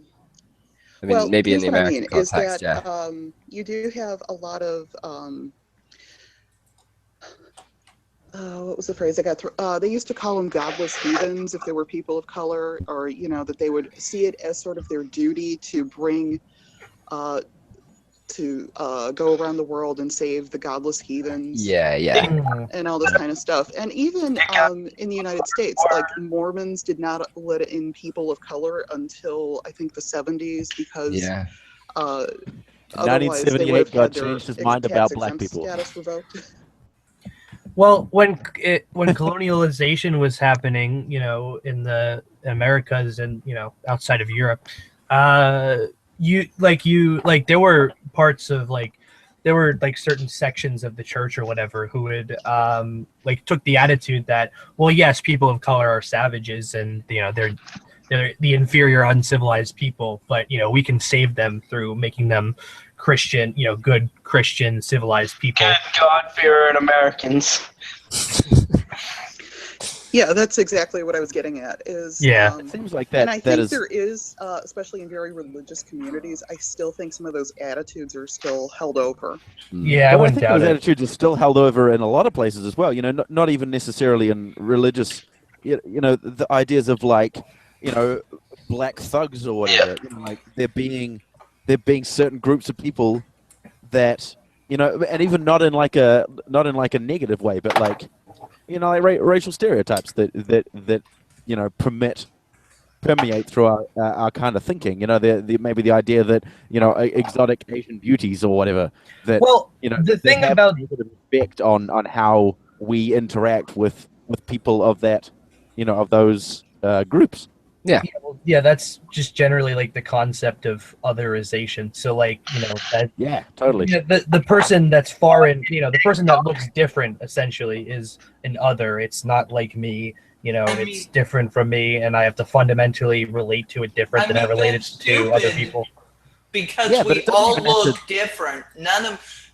Sure, most of us look basically the same, but otherization is a form of essentialism, which is basically, assuming that something has an essence that it doesn't. So, like, it's completely, wrong. Subtle differences. It's not even necessarily a conscious thing, though. That's kind of the problem. Right? Well, yeah, they're unconscious assumptions usually. Like even amongst the amongst people of the quote-unquote same race, there are subtle little differences of appearance. Right, but people are less likely to recognize those differences than they are to recognize people of, oppressed, racial status, and their difference to, people who are advantaged. Of course, of course, that might also have something to do with the fact that I'm a high-functioning Gatsby, and I tend to notice subtle little details that most people don't. Yeah, I think we're talking. What I'm talking about moreover is like generalizing, but not in a conscious sense. So having not necessarily have to be a negative thing per se that you're attributing to someone, but just giving them some kind of characteristic. It's like, no, for sure, everyone of that race is like that. The thing not even necessarily everyone, but just when you maybe for example you meet that person for the first time. Say I encounter an Asian person or whatever. Well, yeah, again, but it's not necessarily conscious. You're just the actions and the way that you interact with that person are going to be affected by those subconscious biases that you have towards people. I mean, the thing about otherization, like I was talking about before, it's usually an unconscious assumption. It's not like a set of things that someone consciously believes. It can be that, but a lot of the time it's usually an unconscious assumption. Yeah. I'm actually kind of making a video about this at the moment, so that's why I'm kind of harping on about it. Something you brought up the word exotic specifically, and when it comes to just referring to anybody as exotic, when I think of exotic, I think of objects. That's a way exactly. You're automatically taking away, what's the word? Removing that person's or getting rid of some of their humanity. You're literally objectifying. Getting rid of their agency. Agency, that was the word I was looking for. Nice, thanks. There's a good article about that on Everyday Feminism I read that was about, she's an Asian woman writing, and she talks about the kind of fantasizing about Asian women and about how, being this, hypersexualized. And in fact, there was a video I watched recently, and I can't remember what the fuck it was, but they talked about this book, and the book that a Black American woman wrote about how in the past, Black American women were hypersexualized by white slave owners and things like that to justify the awful things that were being done to them. Wire. I can't remember the name of the book, and I really wanted to read it. Now I've forgotten what it is, and I can't remember the video, and it's just a big mess. That's what YouTube history's for, man. Yeah, but it's probably far too far in my YouTube history. For me to remember I'm correct. Aren't you followed on Twitter by Milo Stewart? Yeah, I am. Same. Whoop. Have you ever actually read Milo's content? Yeah, I've watched a couple of their things. Sorry, I can't remember what pronouns they use. I think it's he, they. They or he, I think. Yeah. It's either they, or uses both. I thought it was he. I think it is. Looking at his Twitter, but anyway, yeah. Milo uses both gender neutral and male pronouns. Okay, cool. Yeah. No, I've watched a bunch of his stuff.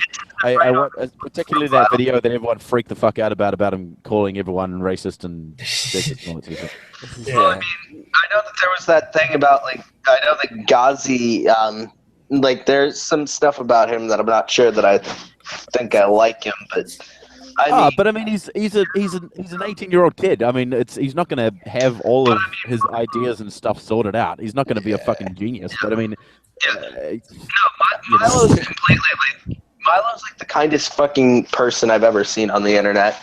I don't know how anyone. He's a really nice guy. You have to try hard to fucking hate Milo. I mean, they try hard. Unless their name ends in Yiannopoulos. I can see why people would hate me, even though I'm also 18, because I can be an asshole about my point of view.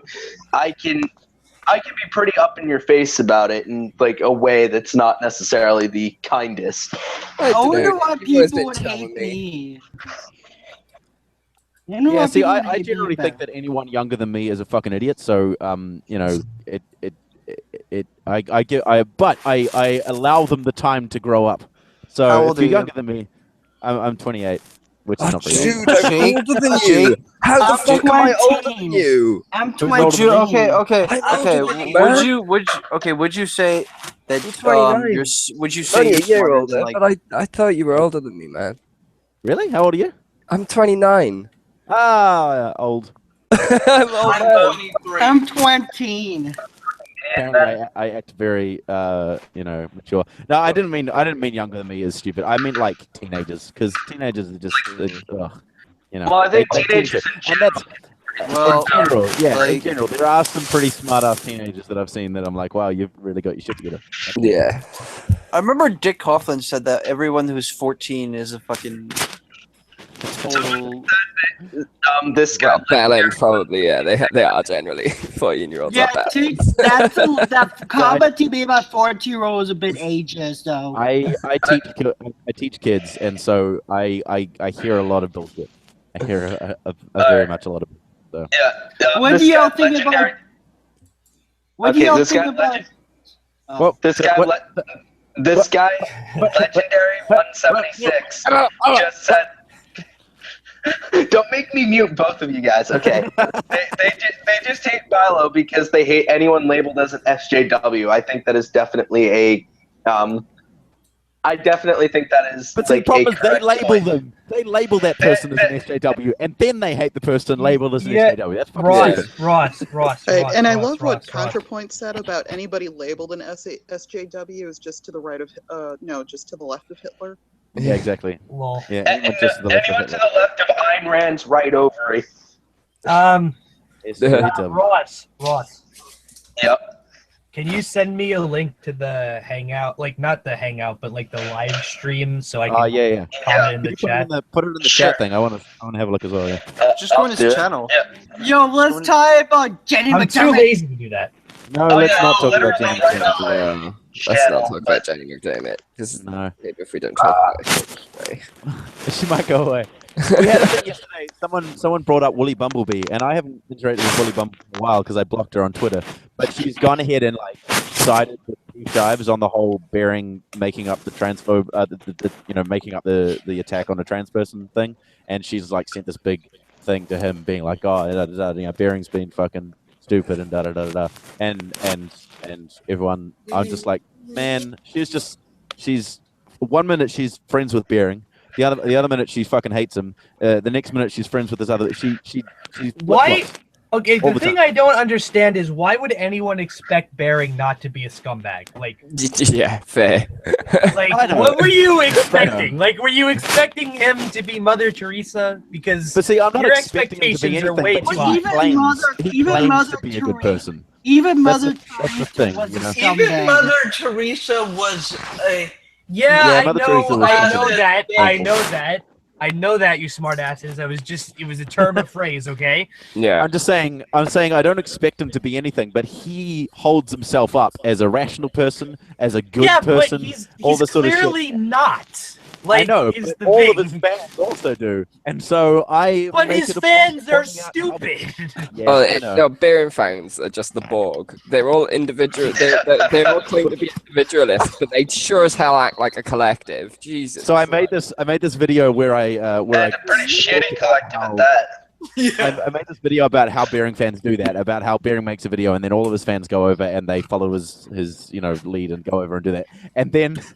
And they all, well, not all of them, but I received a billion comments on my channel being like, Bearing didn't send me here. I came here on my own accord. Yeah. Fucking hundreds of them saying the same thing. Borg resistance is futile. The fact that he flooded my channel with his fucking sycophants, all because I was talking to you on my channel. He's like, no, I got to start drama with Michael. Got to start drama with him. No, you said it wrong. It's Michael. Michael. Concentrated autism. Oh yeah, with him and his like Australian accent. Oh god. Michael. Pee-wee. This guy's a dickhead. That sounded more like a Dick Van Dyke than Australian. Then, to be fair. This guy's a dickhead. Oh look, yeah. Oh look what we got here, guys. This guy's. Oh, I don't look, know. he's a big one, isn't he? He's a fucking dickhead. This guy. Let's poke him with a stick. Let's poke him. This Can I just guy say- has concentrated autism. Boy, look That's here. not- We got Well, I a don't know if wild bearing over here. right now.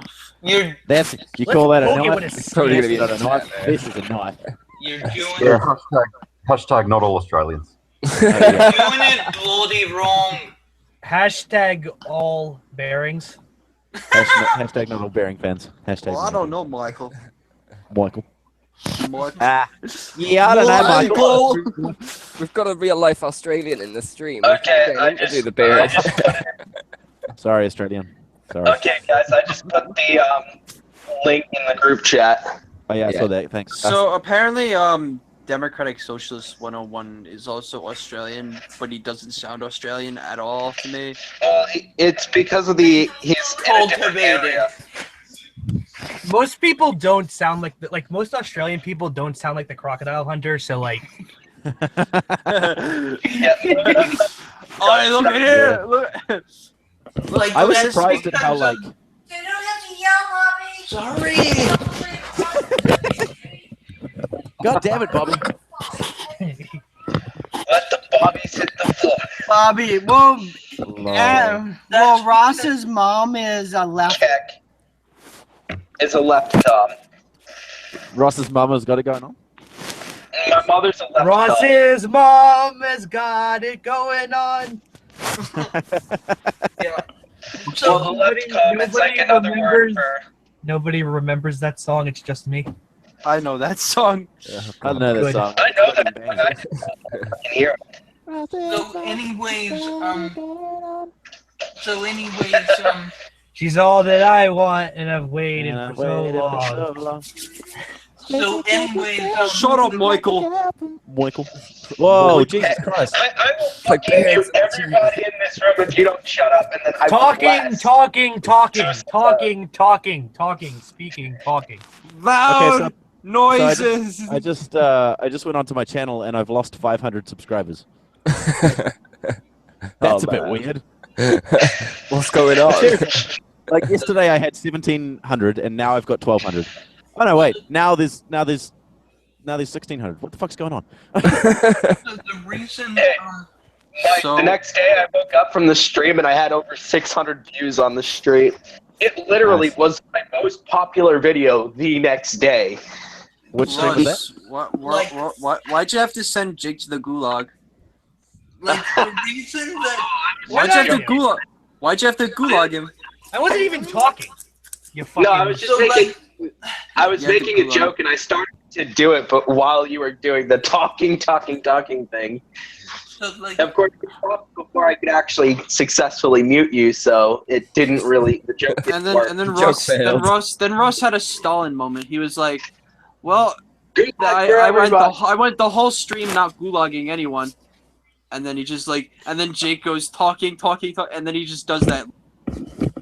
You fucking gulagged me after I was saying that. I mean, like, so it's the band hammer. Is it the gulag sickle then? Like, is that how it works? You're reading too much into it. Okay. Okay. All right, I'm gonna ungulag Michael. I was trying to. I managed to get it while he was speaking, so it was pretty funny. But I'm done. Why are you trying to repress me? Gulag. Jake gulagged me. The fucking band sickle. And Michael's just sitting here wondering, like, what the fuck's going on? It can still be the band hammer because it's the hammer and sickle. Yeah, that's what I was going It for. could still be the band hammer. It's the people's band hammer. Yeah, the people's band hammer is strong with this one. So, like, the reason, Or I could just do what Barry did. You're a fuckhead, Michael, and just kick him out for no reason. like, the reason... You're a fuckhead, Michael. No. If you've ever seen that stream at the end, Barry's like, "You're a fuckhead, Michael," and the stream with Michael. So it was on Barry's channel. It was Michael, Kevin Logan, and to motivate our opinion, and because Michael kept pressing him on his toxic views about consent. Consent. Yeah, consent. I'm just. I personally prefer how that sound. Like, that sounds better in my ears than consent.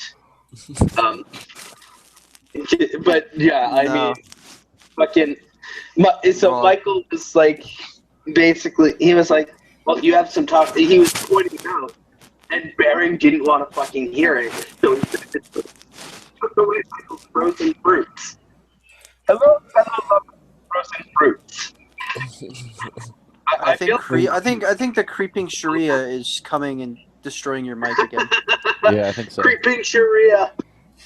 Oh shit. Hey, homies, I'll be back in a minute. I'll be right back. All right. Pat Cundell tried to warn me, and I didn't listen. Pat Cundell warned us. Guys, my desk is facing east. Hashtag creeping Sharia. Hashtag creeping Sharia. Hashtag white genocide. Hashtag Enoch was right. Okay, I feel really out of the loop on this one. What are you talking about with creeping Sharia? Oh, it was a meme a couple of years back. Pat Cundell. Pat Cundell had said something about, had said creeping Sharia. And then basically people like Kevin Logan started making fun of it. Like, he said it every second video, basically. Yeah. And Tommy Robinson, the leader of the EDL in the UK. I'm back! Sorry, my internet's lagged. Guess who's back? Back again. Tommy Robinson. So, the picture of Taj Mahal on Twitter. And, I want to hear how much you guys hate hashtag Sharia. No, we're not talking about that. That's gulag material, vegan. And if anyone brings up... Ooh. If anyone brings up gulags. If anyone brings up Jenny McDermott again, I will fucking gulag you. What do you mean? Jenny McDermott! You stand in front of your mirror and say her name 3 times. No, don't do that. No. Yeah. Like, that woman's not even attractive.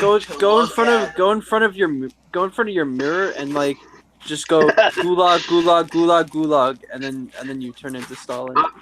Alright, I'm gonna stop. We need to stop gulagging. The only time we get a mute is if it starts to get hectic in here. Can I be the administrator of the gulags? Can I gulag somebody? No, why not? You can be the co-administrator of the gulags. All right, I'll settle for that. Okay. So Jake is the other moderator of this to make sure that he's watching the labor camps. He's watching the labor camp. Yeah, we've gone full Stalin. I mean, for anarchists, we're pretty authoritarian. We took away frozen fruits. We're so authoritarian. We won't allow people to say fag. Otherwise, Wait, you said fag. Time to gulag. Gulag. You act. Right. Vegan, you're not a pre-approved gulag administrator. I just want to see what mute does. You didn't know what fucking mute does? Let me give you a hint. It's called mute. I know. I know what mute is. I just want to see if I can mute him without being administrator. Why do I get the Sorry, feeling that's Ross. going to be Trump's excuse for the first nuclear launch? I just wanted to see what the button did. Jake has that I can be muted, so just pointing that out. Ross, you're such an authoritarian dictator. Yeah, I know. I took away your freeze peaches. Is there You're emphasis on you're the repressing dick me. and dictator? Like he dictates Ah, with his you dick? noticed. You noticed, Jake. You noticed. There's emphasis on the dick. Yeah. So where did the taters come in then? Peaches for me. Millions Fuck of you, peaches. potatoes. Remember that song? Maybe I should be the vegan tanky. I think you'd look good with the Guys, Stalin mustache, vegan. I'm a libertarian tanky. That's an oxymoron. I'm a libertarian authoritarian. Yeah, I put people in libertarian gulags. yeah. I'm What an about You anarcho. were free to I'm do an- all the I'm labor a- for us you I'm want. an anarcho-Stalinist. I'm an anarcho national socialist. You're I'm not. I'm just fucking around. I know. Tracy, what was it you were saying? Oh, I just was playing along. I just said, what about cultural libertarian? What do you do to them? That's a thing, actually. It's called paleo-libertarianism. It's called what? Cultural Paleo-libertarianism. Yeah, like cultural libertarianism is a variant of paleo-libertarianism. The I've term heard was of- coined by Paul Joseph Watson. I've heard of paleo-conservatism. Oh, that's probably why, because I don't watch Well, paleo. paleo-libertarianism is actually a little older than paleo-conservatism. It's basically just paleo-conservatism for libertarians. Yeah, fuck Paul Joseph Watson. Okay. Yeah, I was gonna say I don't watch him at all. Okay. So basically, when it comes to Well, like paleo-libertarianism, like it's different from paleo-conservatism in that like they are both more right-wing variants of libertarian ideology, but basically paleo-libertarianism is just libertarianism that's less focused around opposition to state power and more focused around opposition to what it perceives as threats to cultural identity. And Yeah. It's not even libertarian. no, Yeah. well, that's the thing. Like, if these right-wing assholes are going to start calling themselves if they're going to start calling themselves classical liberals, I'm going to start calling myself a classical libertarian. Yeah, you stole that. You stole that from me. You stole that from me, Ross. Guilty as charged. Yeah, I'm a classical libertarian. same here. It sounds I'm a classical Bolshevik. I'm just a Bull- classical meme the- shit post. The Bolsheviks are just bullshitting. Bullshit. The bullshit Like- Vicks. Right, I guys. coined that. I coined that before. I'm gonna have to call it a night anyway because I gotta get up to work in the morning, Okay, and it's bye. like 1 here. So peace, guys. Bye. P. Who left? Sleep is for capitalist bourgeois. Yeah, but you know. They're for bourgeois. Okay. Night, guys. Should capitalism be banned? Yeah. Yes. Yes. No. Well then. Gulag. Be Gulag. that way. Yeah, be that way, man. We didn't ask you to join our hangout anyway, man. Actually, technically, I did. Take that, Michael, you fucking statist. Which one? We have two Fuck. Michaels in here. Fuck. One of you needs to get another name. My name is George Soros. Okay. Fuck you, George Soros. I have your money though. Well, give me my fucking money. George Soros. Guys, we did. I'm sorry I've been waiting so long. I've Guys, been doing some other things like Big Jock has written more than just inventing libertarian. Okay, it looks like Nelson's gonna join now. Since we're. Oh, did he message you? Well, yeah, I just told him that Specs left, so that leaves a spot open. Because it only allows you to have 10 people in the room at a time. Oh, I didn't know it was full. And I didn't know there even was. It does get full. I didn't even know there was a queue. I guess No, there's a limit. It only allows you to do 10 people in a chat at a time. But what if Winter wants to join? We'll have to sacrifice a few people so Winter can join if he wants to. Oh yeah, if that happens, I'm kicking out the Aussie because I really don't like him. No, I'm just kidding. Yeah, fuck you, Ozzy. Fucking capitalist. Kiwis versus Aussies. Who will win the battle?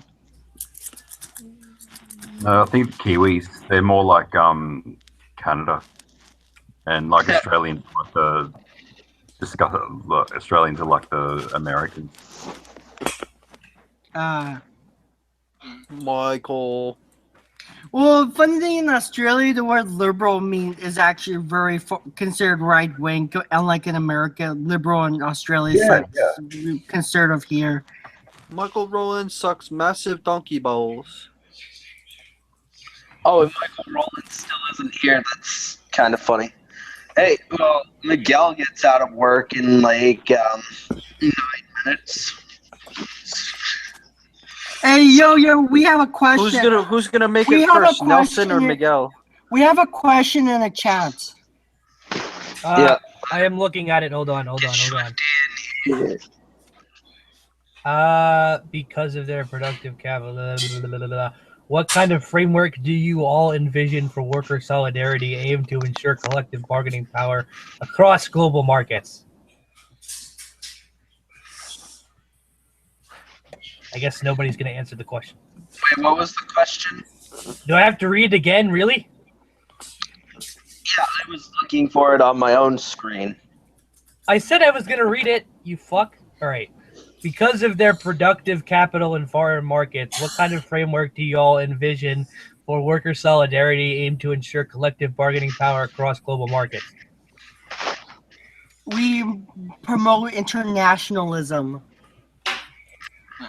It's called proletarian internationalism. I definitely agree with the promoting internationalism part. I also agree that we should try and I think that we should definitely try have solidarity for the IWW, especially and any offshoots of the IWW, which is about the whole international workers movement.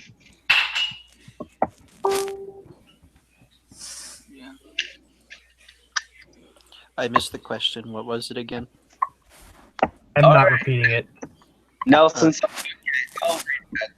because of their productive capital in foreign markets, what kind of framework do y'all envision for workers' solidarity aimed to ensure collective bargaining? There we go. Direct democracy and stuff. Great answer. That is top No problem, answer. guys. I think that question kind of assumes that everybody in the chat room is an anarchist, which isn't true. Yeah, you fucking person who asked that question. Don't assume so much. Don't assume our ideology. Well, Nelson isn't an anarchist. Troy isn't an anarchist. Michael isn't an anarchist. And don't worry, I'm talking about the one that's not Lynch, Rollins. I'm gonna Rollins. I'm definitely not an anarchist. I'm not. No, yeah, totally, Jason. I'm a tanky. I don't know, Tracy, are you an anarchist or are you just... No. I'm an anarchid. Okay, I'm a anarchist. I should put that on my Instagram description. Just say anarchid. Anarchin. No, anarchid. It's something Jason Unruh labeled anarchists. I thought you said undercan. Yeah, like Not Unruh. otherkin. Yeah, like Unruh is like oh my god, like Unruh is the reason I can't stand Maoist third worldism at all. Like other Maoist third worldists are cool, but like because Unruh was my first introduction to that ideology, my view of that ideology will forever be tainted by that fact. Yeah, agreed. I think the best thing Unruh ever did was that debate with Aaron Cleary. Did anybody see that? I tried. That was terrible. I were tried. both fucking. I earnestly tried to watch that, and I could not make it through like more than 10 minutes. It was painful. It was so painful to watch. That whole thing was just torture. Yeah, I mean, everything with Jason Unruh is kind of torture. I mean, if you've ever have any of you guys watched the "What is Anarchism" versus Jason Unruh debate? I watched it. I should watch that. I should watch that. To deal like Jason Unruh was just so fucking cringy through the whole thing. Yeah, like he just makes the same bullshit tanky Maoist worldist over and over. I like how he says, "quote unquote," "do revolution," like you just like wave your hand and then revolution happens. Revolution is not. He's probably even stupider than liberals. Yeah, like he doesn't. Yeah, like he doesn't under. Yeah, like he has a very for a self-described communist, he has a very idealistic view of how the radical left should work in the modern day. Suck my dick. Well, I don't think he actually has any like real views when it comes to anarchism. Not anarchism when it comes to communism. To be fair, I mean. And also, like, the thing is, I don't think specifically, like, third worldists, it's like they want me to fucking hate them. Could someone explain third worldism to me? Yeah, okay, I can do it. So, like, okay. What do you call it? Jason Unruh is actually kind of widely hated by third worldists because, like, he's kind of, like, he can't really do anything right. He's kind of just, like, a blunder in general. But actual third worldism was like something that emerged in the late 60s, early 70s after the New Left had been defeated. And it was people who, kind of thought that there was no hope for revolutionary movements in the first world. And so they kind of took up third world nationalism. And third worldists today have theorized this whole kind of twisted version of Marx's critique of political economy, where they think that since they think that all surplus, all what Marx called surplus value, like the things that are produced by workers that capitalists sell for profit, they think that all of that is produced in the third world and then transferred over to the first world.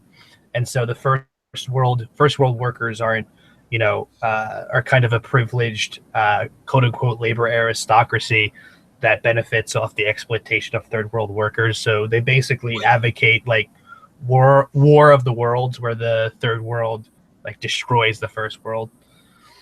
Yeah, which is bullshit because it's wrong in all kinds of ways if you're just talking about political economy, because number one, the third world only produces raw materials. The finished product is produced in the first world. Number two, the concept of like a labor aristocracy is like, I mean, it was originally like the word originally comes from Friedrich Engels when he was just describing a conservative layer of the working class in Germany. But then Lenin adapted it to basically mean like a layer of the working class that is kind of given, privilege by, given some of the fruits of imperialism by the capitalist class so that it won't be militant.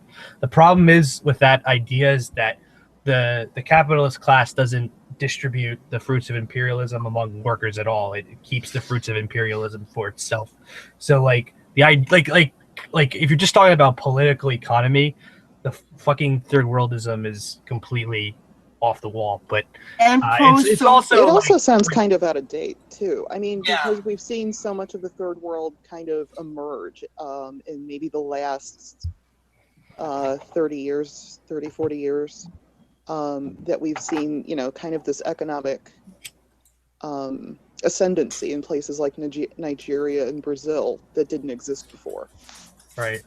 Third worldism is an anti-Marxist theory. Marxists determine class by a person's relation to the means of production. Third worldism falls into the trap of bourgeois economics and determining class by income. And I agree with that statement by pro-socialism. Yeah, I mean, I would say that third worldism is like reactionary and anti-worker. Yeah, That's because they have like this they kind of fall for the personality cults of like different third world like nationalist type figures. Right, especially Mao and Tito. Like Mao and fucking Kim Jong-un, who's not even a Marxist. Yeah.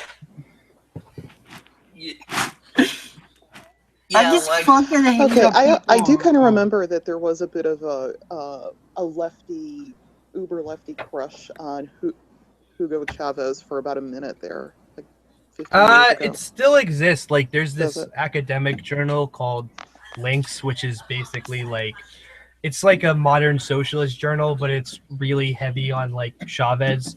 And like the left has kind of adopted a kind of weird fetish of Chavez and similar regimes like the Morales regime. It's basically like a fetish for like leftist states, quote unquote leftist states. Fuck that shit.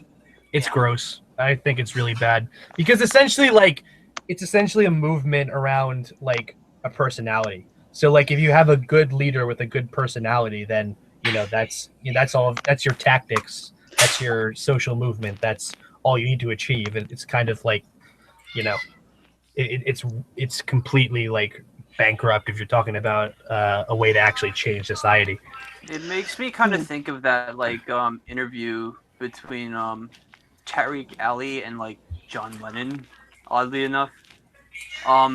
When they were talking about like Mao and how he was kind of like a personality cult, and Tariq Ali was sort of like, suggesting like the personality cult behind Mao is something that socialists ought to be skeptical of. Oh yeah. Yeah, Tariq Ali is a former Trotskyist. He used to be a member of the Fourth International, but left because of their kind of completely disorganized policies near the end. So I know he was a Marxist. I didn't know he was like a Trotskyist. He spoke of Trotsky a lot. I mean, he's kind of, I guess you could say he's a Marxist in a loose sense now. He's not a Trotskyist anymore, but I guess you could call him a Marxist in a very loose sense. Yeah. But he's interesting. He maintains like a critical view of like the Soviet, like, official communism, quote unquote, while like, insisting that socialism, is a path to human liberation. You were talking about Mao's cult of personality. There's a Chinese-born writer who lives in America now named, I'm probably not pronouncing it right, Anchi Min. And in her memoir, Red Azalea, she talks about growing up kind of in the shadow of the Cultural Revolution. And one of the things that always stayed with me was just sort of like the propaganda brainwashing that they go through. Right. Therefore, communism is bad. It doesn't fucking work. There were like, fucking schools where you had to like fucking they didn't do like a pledge of allegiance, but they did something kind of like where you had to like praise Mao in a particular manner. But I Well, forget like how. the what gave like the first impetus to the Cultural Revolution was like getting students to hang up these huge like personality posters, like portraits of Mao, to like mobilize the first kind of inklings of the Cultural Revolution. So like it was kind of based on a cult of personality from the early onset. Yeah, like authoritarian states basically require a cult of personality to function, whether explicit or implicit. Like, isn't Trump technically a cult of personality? Absolutely. I mean, yeah, you can say in some ways. Yeah, I mean, there are fucking people wearing fucking hair pieces to look like Trump. I definitely call that a cult of personality. Yeah, cult of personalities are shit. But I think they have an expiration date. I can't imagine. Oh yeah, of course they have an expiration date because fortunately or unfortunately, people are fucking fickle as hell. I beat in fucking. Well, I also think. Hi. I was just going to say that I think if Trump can't not just deliver, but I think if he can't even become functional, there's a lot of whatever goodwill he might have left might just evaporate. Well, Donald I think Trump I don't think is he's like gonna be signing able to, executive orders he's not reading. I don't think that he's going to be able to go for a second term. I think he's just going to get shot down because he's just not going to be able to deliver on any of his economic policy. Like he's not going to be able to crack down on globalization like he says he's going to. Yeah, like the cat's out of the bag on that one. And not only would it be like impossible, so even just on the basic level, like the globalization. Well, obviously, So but like he's a even just on the basic level, like the people who make trade policies are bought out by the companies that are participating in globalization. So it's pretty hard to push through any kind of protectionist legislation. So like even just taking that into account, it's impossible. Never mind the fact that like the other kinds of resistance that he's going to run into while trying to do this. Well, the Trump brand itself has definitely benefited from globalization, so I don't really see the point in attacking the thing that my area partly enriching him. It's just him pandering to a trend. That's all Trump ever does. That's all politicians in general ever do. Yeah. Hey, dudes, I'm gonna have to take off. I'm just letting you know it was fun hanging out with you all. Okay, bye, Mike. Thanks for having me on. Yeah, I'll talk to you guys soon. Goodbye.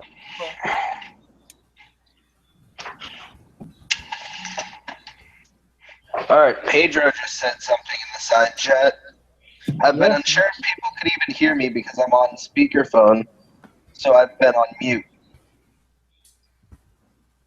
Yeah, can you hear me? Yeah. We can hear you just fine. Oh, great.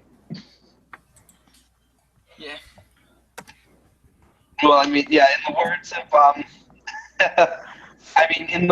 of Alex Jones, Trump is a globalist. Well, Alex Jones doesn't take that attitude. Alex Jones supports Trump. Yeah. Yeah, I know he does. No, but I'm saying, like, Trump is, in the words of Alex Jones, a globalist. That, like, thing that he's... Which globalist is just a fucking slur used to kind of justify the nationalism on the right. Yeah, well, globalism, like, like it does have a history, like that word actually does have a history, and it does have a context, and yeah, like that context is related in largely to neo-reactionary politics, like Euroscepticism, like fear of the UN and the EU forming together into some kind of global superstate, and anti-Semitism, Islamophobia, like Russophobia in many instances. Like it's basically just a blender of paranoid reactionary shit. And yeah, like it's no surprise that a lot of the people who believe that shit also happen to be Christian fundamentalists either, because, well, those people tend to be less likely to think critically. It's ironic. It's ironic because in the globalization movement, it was originally done by like anti-authoritarian leftists like anarchists, but the right kind of stole it from us like they do with a lot of other things. Oh yeah, because the right is creatively sterile. Always has been, always will be.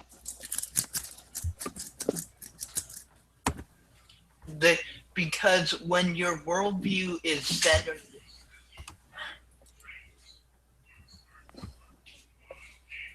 I think he cut out. Bobby, when your worldview is centered what? Oh, his mom.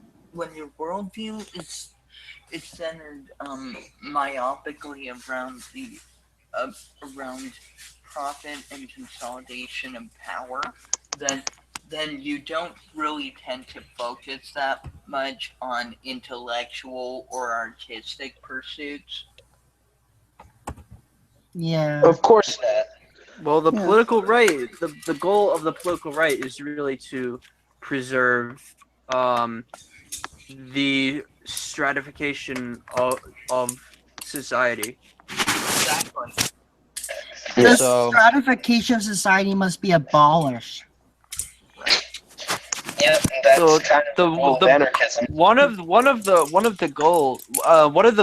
the things that gets in the way of the left, which seeks to dismantle it entirely, is the fact that stratification and hierarchies have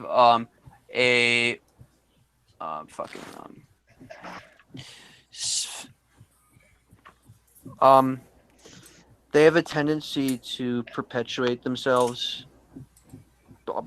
by their very nature, especially when there's like a presupposition that like they can justify themselves. So. Yeah, exactly. Yeah. And there's so many layers of culture and society that feed into the system that allows it to be very strong. That's why we need cultural sternerism. Cultural sternerism will fix everything. It came from a meme making fun of Christopher Cantwell. It basically perpetuated this idea of cultural Marxism. Yeah. No, but in all seriousness, there does have to be a social revolution. There needs to be a worldwide social revolution. Absolutely. And the best place to kick one off is in America, because whatever happens in America immediately gets exported to the rest of the world. When it comes to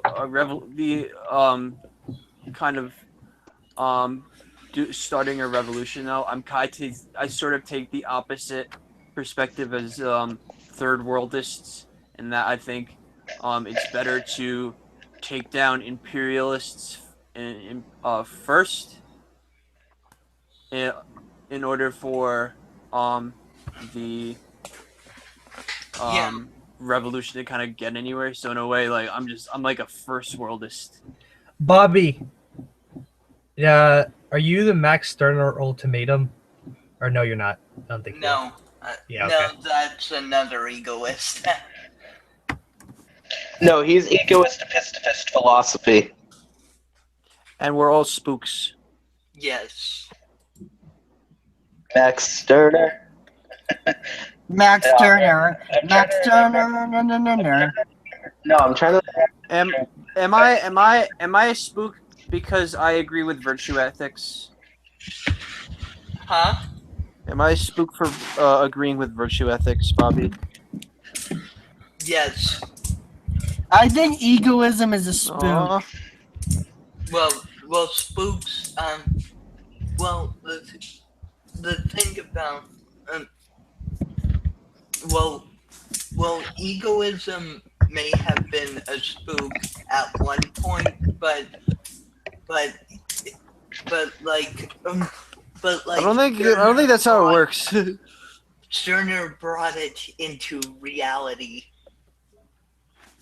Max Turner is overrated. Have you read Max Stirner? Nope. Then why are you calling him overrated? Because his memes are all over the place now. Yeah, but you can't exactly like judge somebody's work or them as a person if you're not like reading their work. The Ego in His Own is like on my list of like books to read. Well, yeah, but you don't understand. I'm a wiki anarchist. Of course, I don't read Max Stirner. Duh. Well, I do want to read some of the existentialists though. Well, that's like purely philosophical though. It's not exactly like political, but you should read. Oh, I was just going to recommend something to Michael. Okay. And I was thinking about reading Camus too, and about absurdism and things like that. I was going to suggest Simone de Beauvoir's letters to Nelson Algren and like their back and forth. I still have to read about and read Simone de Beauvoir. Simone de Beauvoir. I can't say it right now. I wonder if Nelson feels like a place in this discussion. Wasn't it the case that like Simone de Beauvoir like was sort of like a pedophile? I've never heard that. I've heard that. From what I know, that's like a myth. Like it's said to be the case, but it wasn't actually true. I think she was a social Darwinist, though I could be thinking of someone else. She was a social Darwinist? I mean, it makes me like her a lot less on that. I've never gotten that indication, but I think what we do need to remember is that she's writing in the 40s and 50s, and so some of the perspectives on race, because she wrote about gender a lot, but some of the perspectives on race are probably not good by today's standards. Yeah, you're right. It was more conventional to take a social Darwinistic perspective on also at that time race. like the American, like the famous American writers that came out of that time, like pretty much all of them were social Darwinists, so it was like a common thing. Yeah, that's true. Yeah.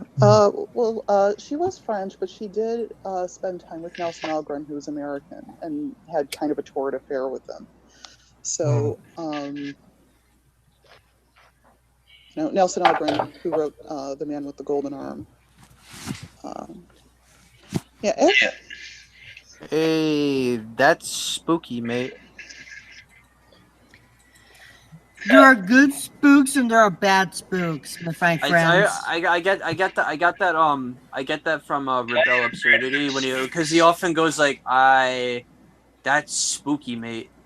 It's always you're the only person who I fucking know who pronounces it Rebel Absurdity and not Rebel Absurdity. Oh, I do that by choice. Yeah, well, I mean, it seems weird because rebel is a verb, and he's rebelling against absurdity. That's a part of the philosophy. You accept and you rebel against the concept of absurdity. by continuing to live on and not offing yourself. That's extremely edgy. Serious? Does he call himself absurdity, or does he call himself rebel? But I mean, I looked at his name and I'm like, oh, it's rebel absurdity. I mean, it's spelled you can pronounce it fucking differently and spell it the same way, Ross. So true. I mean, the English language, one confusing mess of shit. Now, why is it the official language of airlines? Of all the fucking languages to be the official language of airlines, it has to be English. Of course! Of course! Should English be banned? As you ask that in English, I find that very funny. I think English is achieving what they tried to achieve with Esperanto. Yeah. Well, yeah, I mean, English is Esperanto is... Oh, sorry. Oh, Esperanto is a Eurocentric language, though.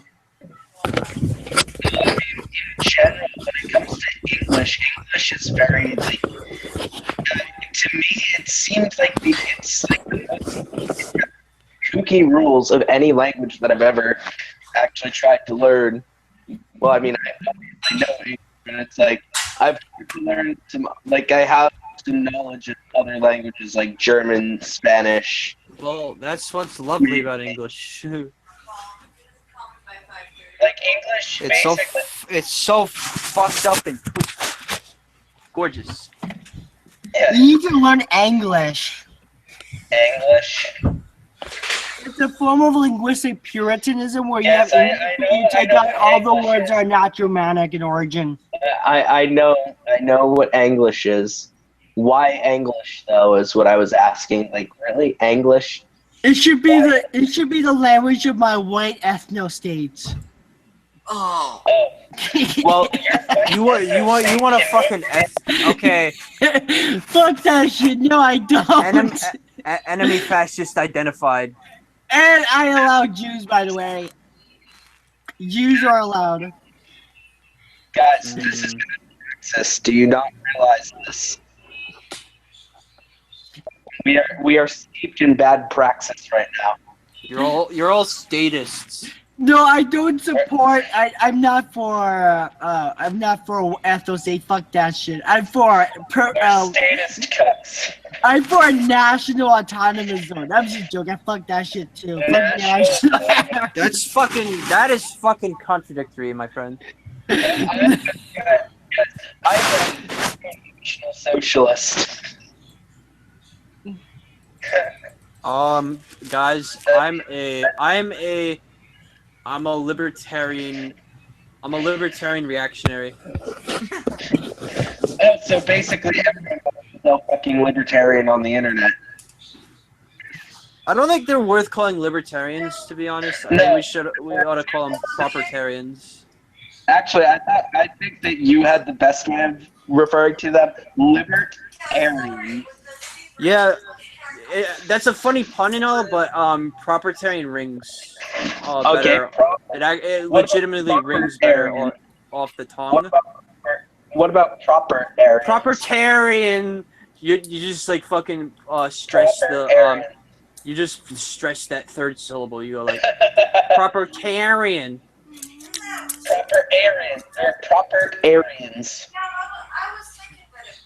I mean, to be honest, they seem to be very, like, libertarian, quote-unquote libertarians. These right-wing, laissez-faire capitalist motherfuckers, like, they... I think it's funny that some of these people think they can call themselves libertarian and support Trump, even in conventional contexts of how people say libertarian, which are wrong. Like, it's still fucking, like, why? Libertarian Leninism, fuck that shit. Libertarian Maoism. Contradiction to me, just say. Libertarian Libertarian Maoism. BPM Leninism Zexisism. Yeah, fuck that shit. Libertarian worker democracy is bad. Libertarian anti-democracy. Libertarian. Authoritarian anarchism. Libertarian anti-libertarian. There we go. I got my new philosophy. I'm an authoritarian anarchist. I'm a libertarian anti-libertarian. I'm a concentrated autistic libertarian anarchist. Okay, for all this talk about how autists, quote unquote, screech, I've never once in my life heard an autistic person like screech, other than myself, but that was only because I was told to. Like, I was basically told that I would get money if I did, so like, why wouldn't I do it? I used to, basically, when in school, I used to do a lot of strange things for money. These, You sound like a politician. Those fucking Bean Boozled beans from, it was basically like the celebration of like Harry Potter or whatever. It was basically all these different flavored beans. Most of them were like very terrible and tasted like they were meant to taste bad. Oh, I literally ate a whole box of those for $20 off of the dare because someone thought I wouldn't be able to choke them down. Serves them right.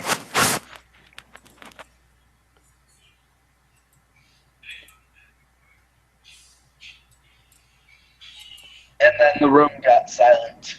Yeah, I'm just. It's hard to hear you because It's hard to hear you because of your mic. Is it really? Yeah, your mic is kind of buggy. Your mic needs a little improvement. No shit. But how long did it take you to figure that one out, Vegan? Not very long. Not very long. Not very long.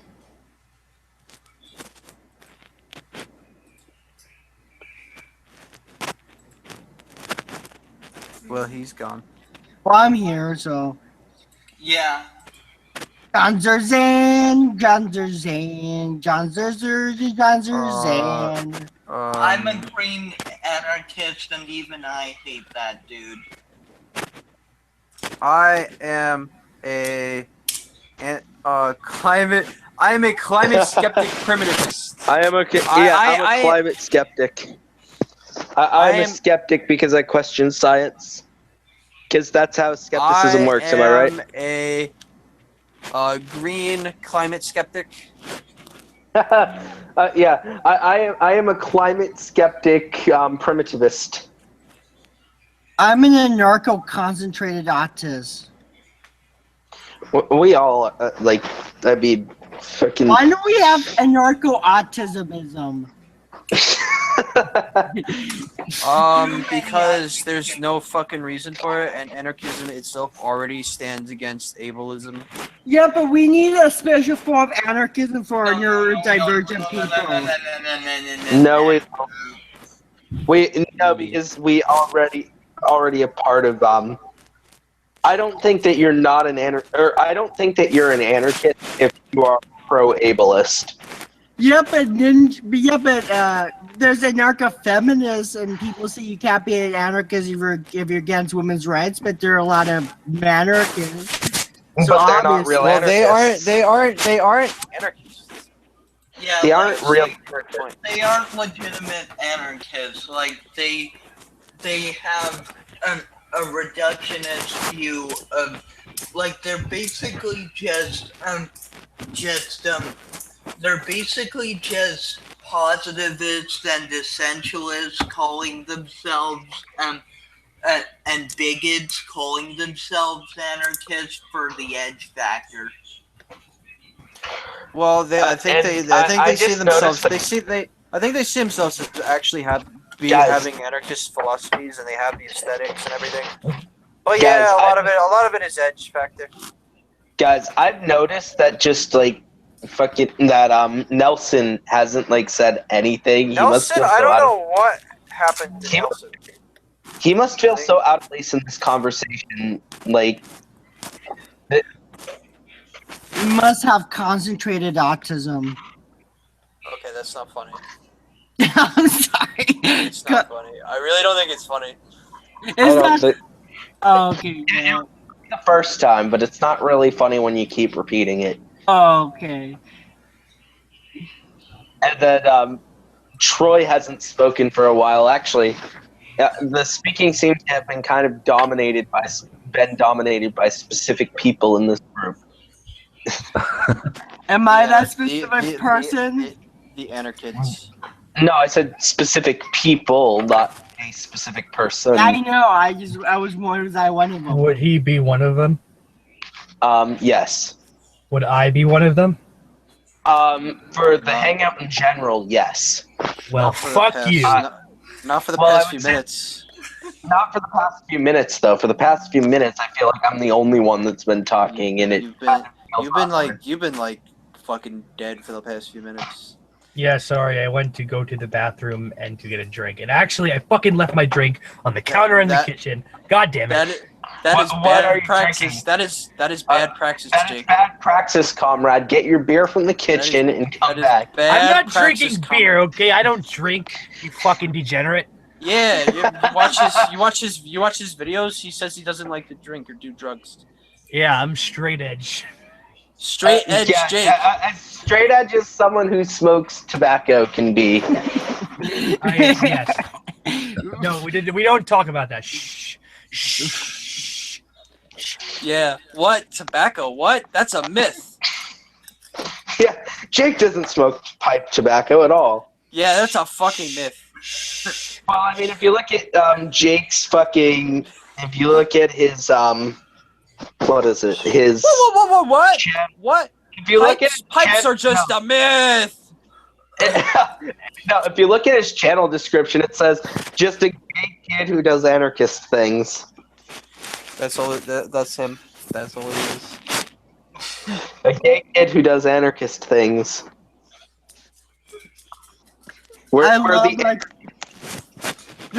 This hangout has concentrated autism. Oh, I am an anarchist. Stop singing the Sex Pistols. The Sex Pistols are fucking awful. Stop it right now. Anarchist. Stop! I fucking love that song. Now we're making fun of how the Sex Pistols pronounce that song. I don't care. Do not sing the Sex Pistols in my fucking presence, okay? That song is shit, but like you guys can't really mock it for that well.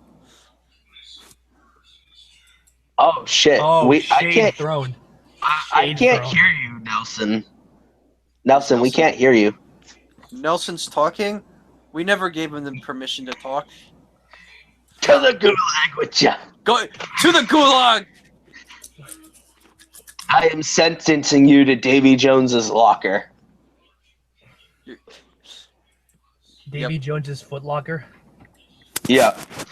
Yeah, he went to the gym at least 4 times a week though. Yeah, he texted me saying he's lagging.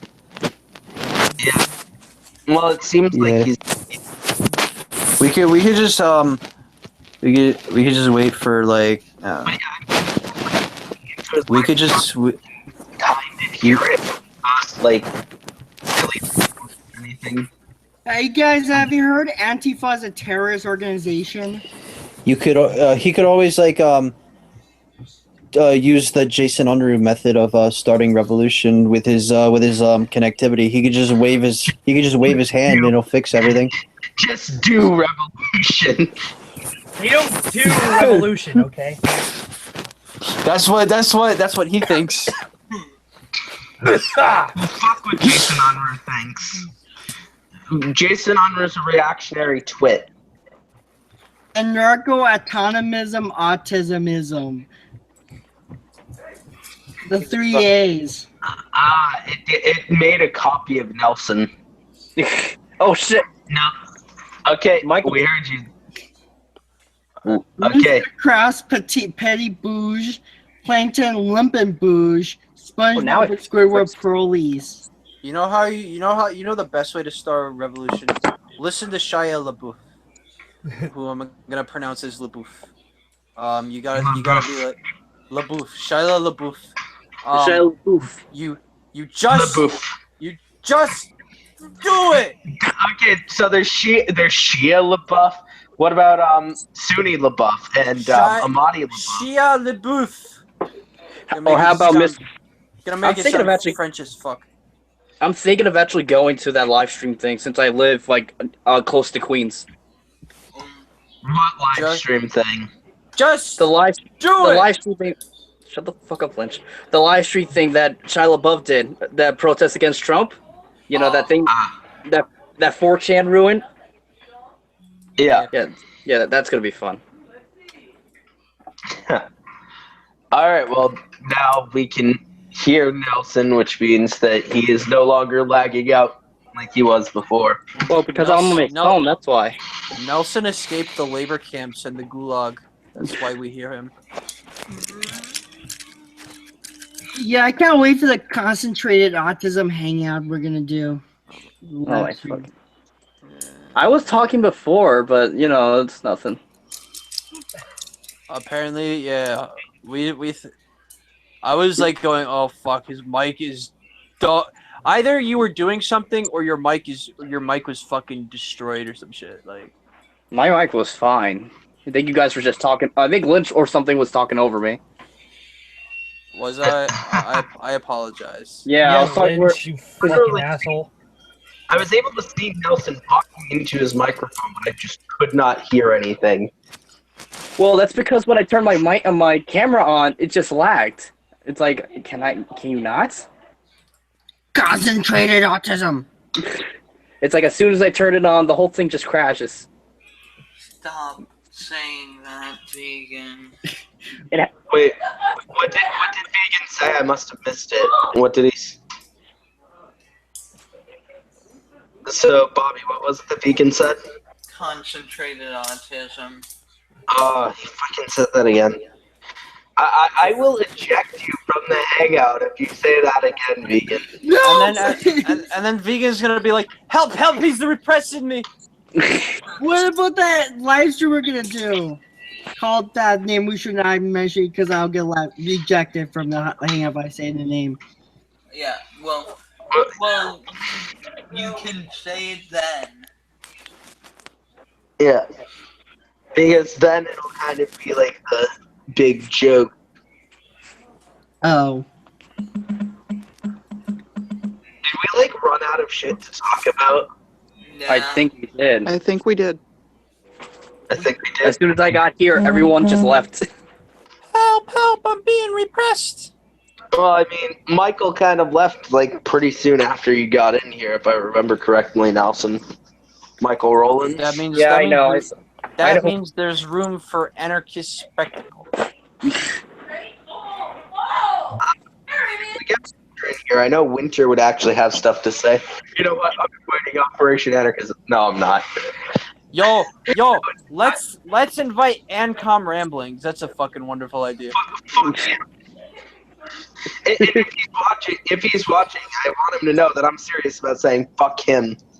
In the ass? I don't even think Ancom or Ninja's even watching us. Good. Yeah, maybe they are. They just no, they probably are. They probably fucking are, man. Well, they blocked them from commenting on my channel anyway. They can't get over us. They can't get over us. They're pro-socialism comment is libertarian sexy and Leninism Marxism. Making fun of the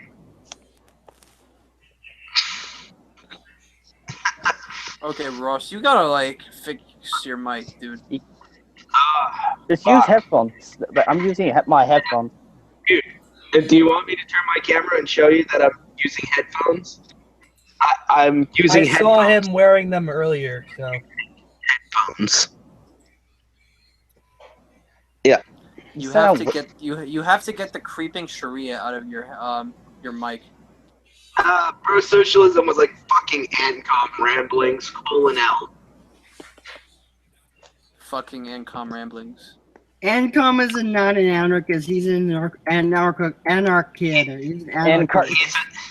No, he's a No. Don't stain the label anarchid with Anarchid? with him. Manarchid. Anarchid sounds like a stage name. No, Nelson. No, Nelson. Anarchidism. Or something is the way forward. Anarchid sounds like anarchist and underkin combined. Where did the term anarchid come from, anyways? Jason Unruh. When he was trying to mock anarchism, he called people anarchids. Okay, guys. Did anyone do anything today that they'd like to talk about, or are we gonna just end the broadcast on this? No, don't. I watch anime. Okay, cool. I whacked off. Have you seen Sword Art Online? How dare you watch anime? Are you some kind of fucking otaku? Maybe. Coming from the goddamn brony. Anybody here a weeb? I know you are. Fuck weebs. Jake, you should They're like basically like American kids who No, I'm not turning my camera on. only watch subtitled anime. I'm just not. Do not want to turn my camera on. I tried to turn my camera on, then my whole fucking browser crashed. Japanese poorly. Wow, your whole browser crashed because you tried to put your camera on? I'm so ugly, that's why it broke. I have the story of the ugly. There was the ugly particle. It was so. If my phone crashed from a camera turning on, I'd be all like, "Help! Help! I'm being repressed by my phone." My phone is repressing my frozen fruits. Mancom is You see the violence within the system. Mancom is a boyarchist. He's a narco-liberalist. A boyarchist? No, but He's a boyarchist, guys. Hey, Rox, have you heard of Dragon Maid? Dragon Maid? What the hell is that? It's like about this pink hair lady that apparently gets, I think, get hired maids that are fucking like dragon girls. How the hell does Jason Unruh have 20,000 subscribers over? Like, how does he get so much? How the Amazing Atheist have almost 1 million subscribers? Why? The world will never fucking know. He's been around for a long time. That's why. Yeah. I wonder how many people subscribed and then just forgot about him and don't watch Ross, him why do you have more subscribers than me? Actually, I'm pretty sure that you've basically been doing like the Hangouts thing. Like, you did Hangouts with Skeptic Feminist before I ever did. That is true. Like, fucking. The Skeptic Feminist can go fuck themselves. Jesus Christ, man. My channel hasn't been around for all that long. Wait, who did a hangout with Skeptic Feminist? I did. Nelson did. I did. Well, I mean, Nelsor. Yeah. Well, here's our perspective on Skeptic Feminist. Pro-socialism said LSR has more subs than Unruh, to be fair. That is true. LSR ugly as fuck. The only thing is he doesn't have as much as who is that guy called? That pigeon guy. Black Pigeon Speaks. Yeah, he go fuck You mean himself. pigeon shit? You mean pigeon shit? That is the name that I have deemed him of having, is pigeon shit, and that actually came from YouTuber Molotov Man, or as we would call him in private hangouts, Thatcher, because he had that name to be ironic, like Margaret Thatcher. And he's an anarchist. The funny thing is, when I looked at his channel, I just imagined like, wow, this is some right wing shit right here. Yeah. I think I saw the one where he was talking about Trayvon Martin. It's like, not Trayvon, Michael Brown. It's like, wow, that takes me back. What's an otaku? It means Japanese fan. Oh, okay. It describes people who are obsessed with Japanese culture, basically. Jake would know. You are the one who watched anime today, okay? Don't fucking get on me, okay? You would know because you have a picture of Rarity as your Facebook. Well, was as your Facebook profile pic. That has nothing to do with otakus. You're a fucking nerd like me. Shut up. I'm a better nerd. Should anime be banned? Anime.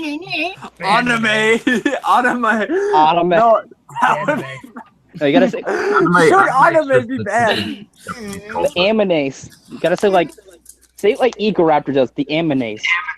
The Aminace. Guys, I'm going for tonight here. Well, Ego Raptor once associated with a person we don't like very much anymore. Somebody said that they were having. Good night, Tracy. Yeah, I think. Good night, guys. Good night. Good night, Tracy. Good night. Solidarita. Good night. Right. Yeah. Well, I also think that I'm gonna call this stream a night anyway, guys. No. Just in general. Yeah, please. Nelson just got here, you jerk. Yeah, it's true. Stop repressing Nelson. Repressing? We're repressing Nelson's free speech. No, Lynch. What is repressing? Help! I'm being repressed. We're repressing his frozen peaches. Frozen no, peaches? I'm getting that. I got that from the Monty Python bit. Help! I'm being oppressed. You can see the violence inherent in the system. Come see the violence inherent in the system. Oh, you see them repressing me? When are we gonna stop the goddamn hangout? It's been going out too long, and I need to do shit already. I was out I got here like a few minutes. Oh, I got here a few minutes ago because I was at a dinner. Yeah, Nelson just joined. Yeah. Oh. Yeah. I didn't get to speak to Rollins anyway. Vegan, you can go if you want. Like, no Yeah, you can always leave. See you, everybody. Bye. Okay. Solidarita. What? Also, just so you know, anybody in the chat, if they want to join and add anything to the conversation, they can. Get pro-socialism to join so I can argue with him about Trotsky.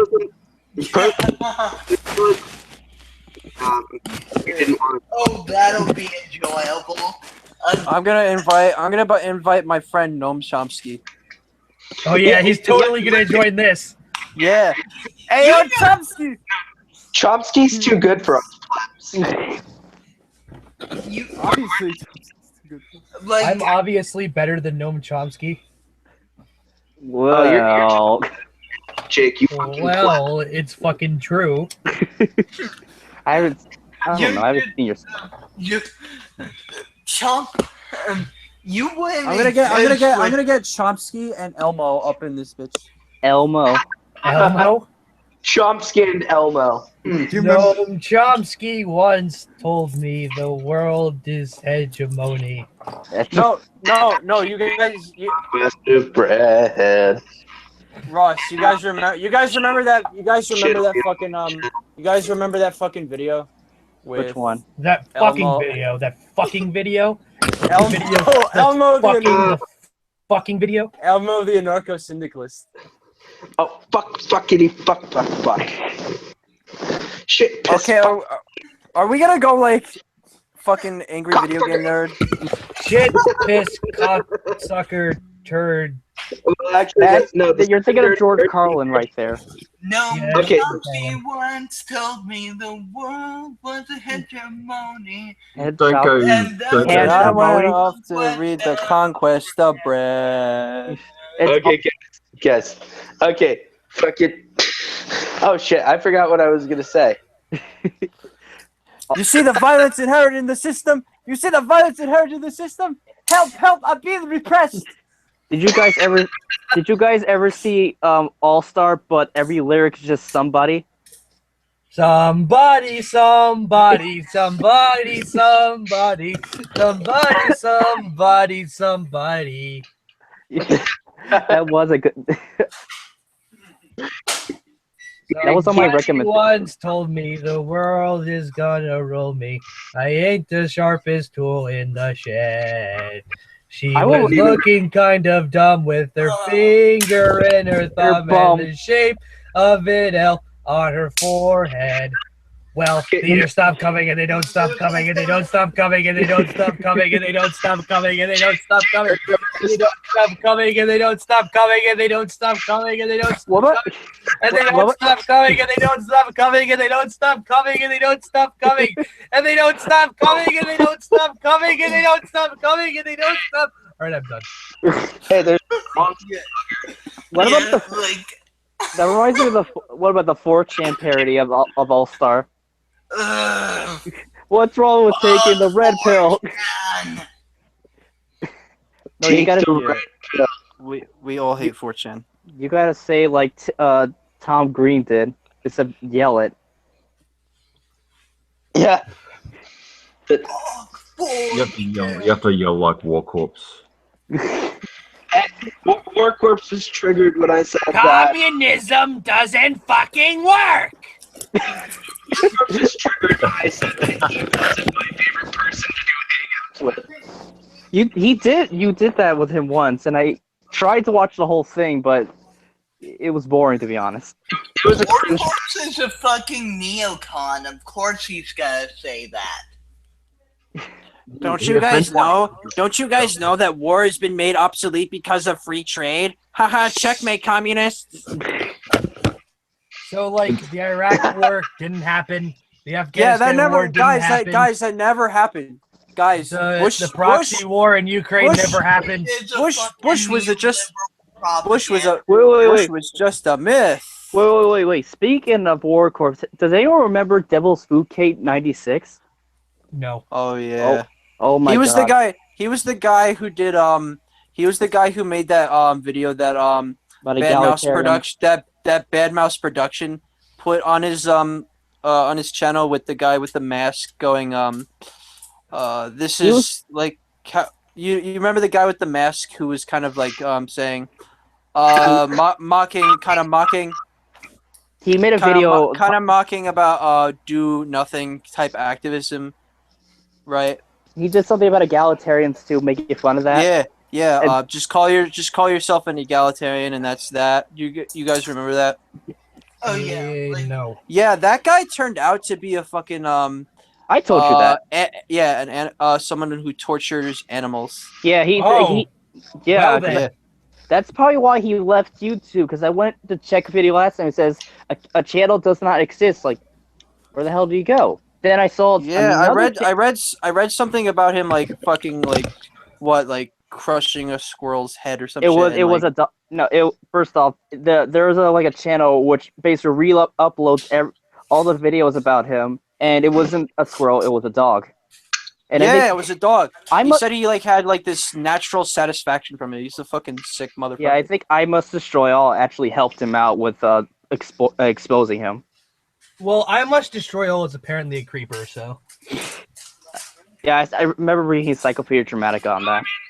You're talking the guy who got caught crushing a bunch of animal heads. That guy, I think the reason he got caught actually had to do with a Tumblr blog that he had, which had links to unlisted videos, or maybe I'm thinking of someone different. Yeah, it was a Skype conversation. It was a personal Skype. Neithium was a bit of a animal. He has a bad. Oh, Nissan! I remember when he ran over that fucking that deer. Yeah, he ran over a deer. And he's like, there was gonna be a funny video today, guys, but I ran over a fucking deer, and I'm sorry, but I'm mad because I ran over a fucking deer. He killed a turtle. That was the fucking worst moment ever, man. That profile picture is G'd up. Hey, fellas. Welcome. That is pretty nice. Hi, Bronx. Hey, what's up? never seen you before. I'm Bobby, aka Egoist, the Pissed Hey, Bobby. Philosophy. Wait, so nice to meet some comrade. So, if I'm correct, are you Bronx Justice Warlord on Twitter? That's me. Okay, then I've had interactions with you before. I just kind of was like, yeah.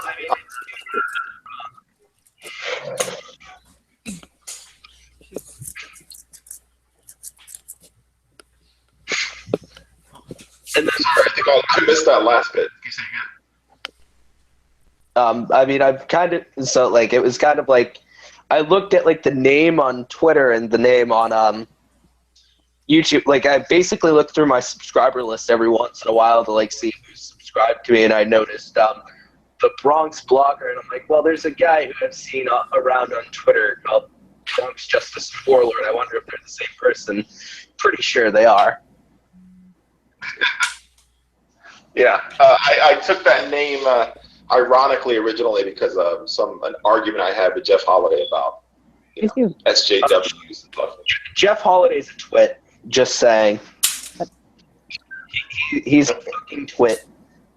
Him and Barry, they can go fuck off somewhere. Somewhere. Especially what, like, just somewhere away from me. Fucking Barry also recently did that thing with Steve Shives where he was pretending to be someone else and made a big story about getting attacked by anti-feminists. It's okay, like, you can say whatever you want about anti-feminists because they already consider me a sellout. Bobby, you're a sellout to the fucking feminist system. To be like, I don't think anyone I don't think it's a controversial statement to say that Jeff Holiday is nothing more than Barring's I mean, I really am kind of like reluctant to use the term buddy, but like, I mean, he's basically like the internet equivalent of like a life partner. Not saying that it's bad.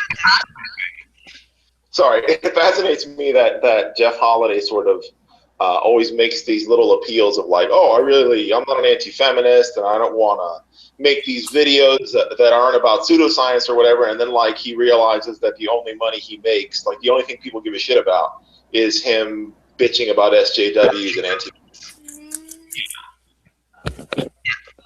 Well, I mean, it's kind of like that fake neutrality too that like Armored Skeptic does. Like he clearly like he pretends to be neutral, but like you look at all of his arguments, they completely replicate the arguments of anti-feminists. Yeah, well, that's because he is one. Like most anti-feminists, like pull that kind of fake neutrality, fake egalitarian card, and they wouldn't know genuine. And this has basically been proven because when someone is genuinely neutral or genuinely egalitarian, like they treat them like shit. Yeah. Also, they literally have no principles except their hatred for feminists. No. I just have to say though, I'm a big fan of the Siempre Antifa picture. Oh yeah. I don't know why it doesn't translate. It's my Twitter avatar, and like it shows up in combos here, but for some reason when I actually go into a hangout, it just defaults to like my standard profile pic from like when I first started the channel. Who knows? Yeah. Siempre Antifa.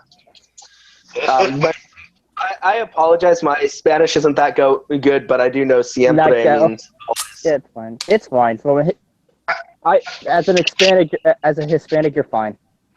Yeah. Well, it seems like a lot of money's being made off anti SJW. It's just such a big that's where people are making money. A lot of them are like living off of making videos. Like, what happens? What happens once that trend? Like, eventually, there's going to be something that Well, then they'll have to jump onto some other bandwagon. Well, they If they want to continue their living. Sorry, that's their new steak. Their new steak dinner is shifting SJWs into Antifa. Oh, really? The steak dinner.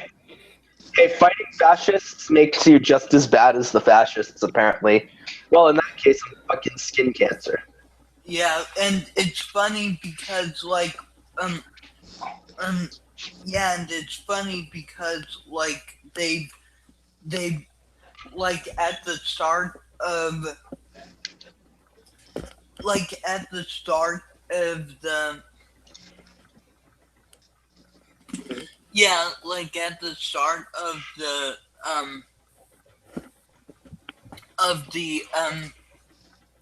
at the start of the MRA and MGTOW movements, it was basically liberals, and it was basically liberals and the movement was founded by a conservative who actually used a Canadian conservative who actually used to be a second wave feminist, but he felt excluded from the feminist movement, and he began to feel that feminism was not the way forward for egalitarianism, and so Are you talking about the original men's rights movement in like the 80s? Yes. You're back? He's Who's back. the Bronx? The Bronx. No. Is he like some OG or gangster or something or some shit like that? He's his Twitter handle is the Bronx Blogger. I mean, not his Twitter handle. That's his. No, Bronx? that's his YouTube channel. Bronx Blogger. What's his channel about? It's anti-fascist. It's pro-feminist. I've had a lot of spats with millennial woes, which Sargon of Akkad's buddy. So I do a lot of pressing on Nazi apology and pressing on this new alt-right bullshit about peaceful ethnic cleansing. Yeah, honestly, that sounds like awesome shit that I really want to subscribe to. I'm gonna subscribe to Warren. What's your YouTube channel is called The Bronx what? What's your channel name? Bronx Blogger is the channel name. Alright, I'm gonna go look at that. Yeah, with MRA, because that's pretty much, I mean, that's really the basis of my channel, is trying to get like some kind of like a men's movement back on track. Wait, I recognize the name Cornel West. Is he on the Cornel West was kind of like this guy who was against black, right? But he was this guy that was against Hillary and Obama consistently. Yeah, he was kind of like this principled type liberal person. He did vote for Obama, but he's a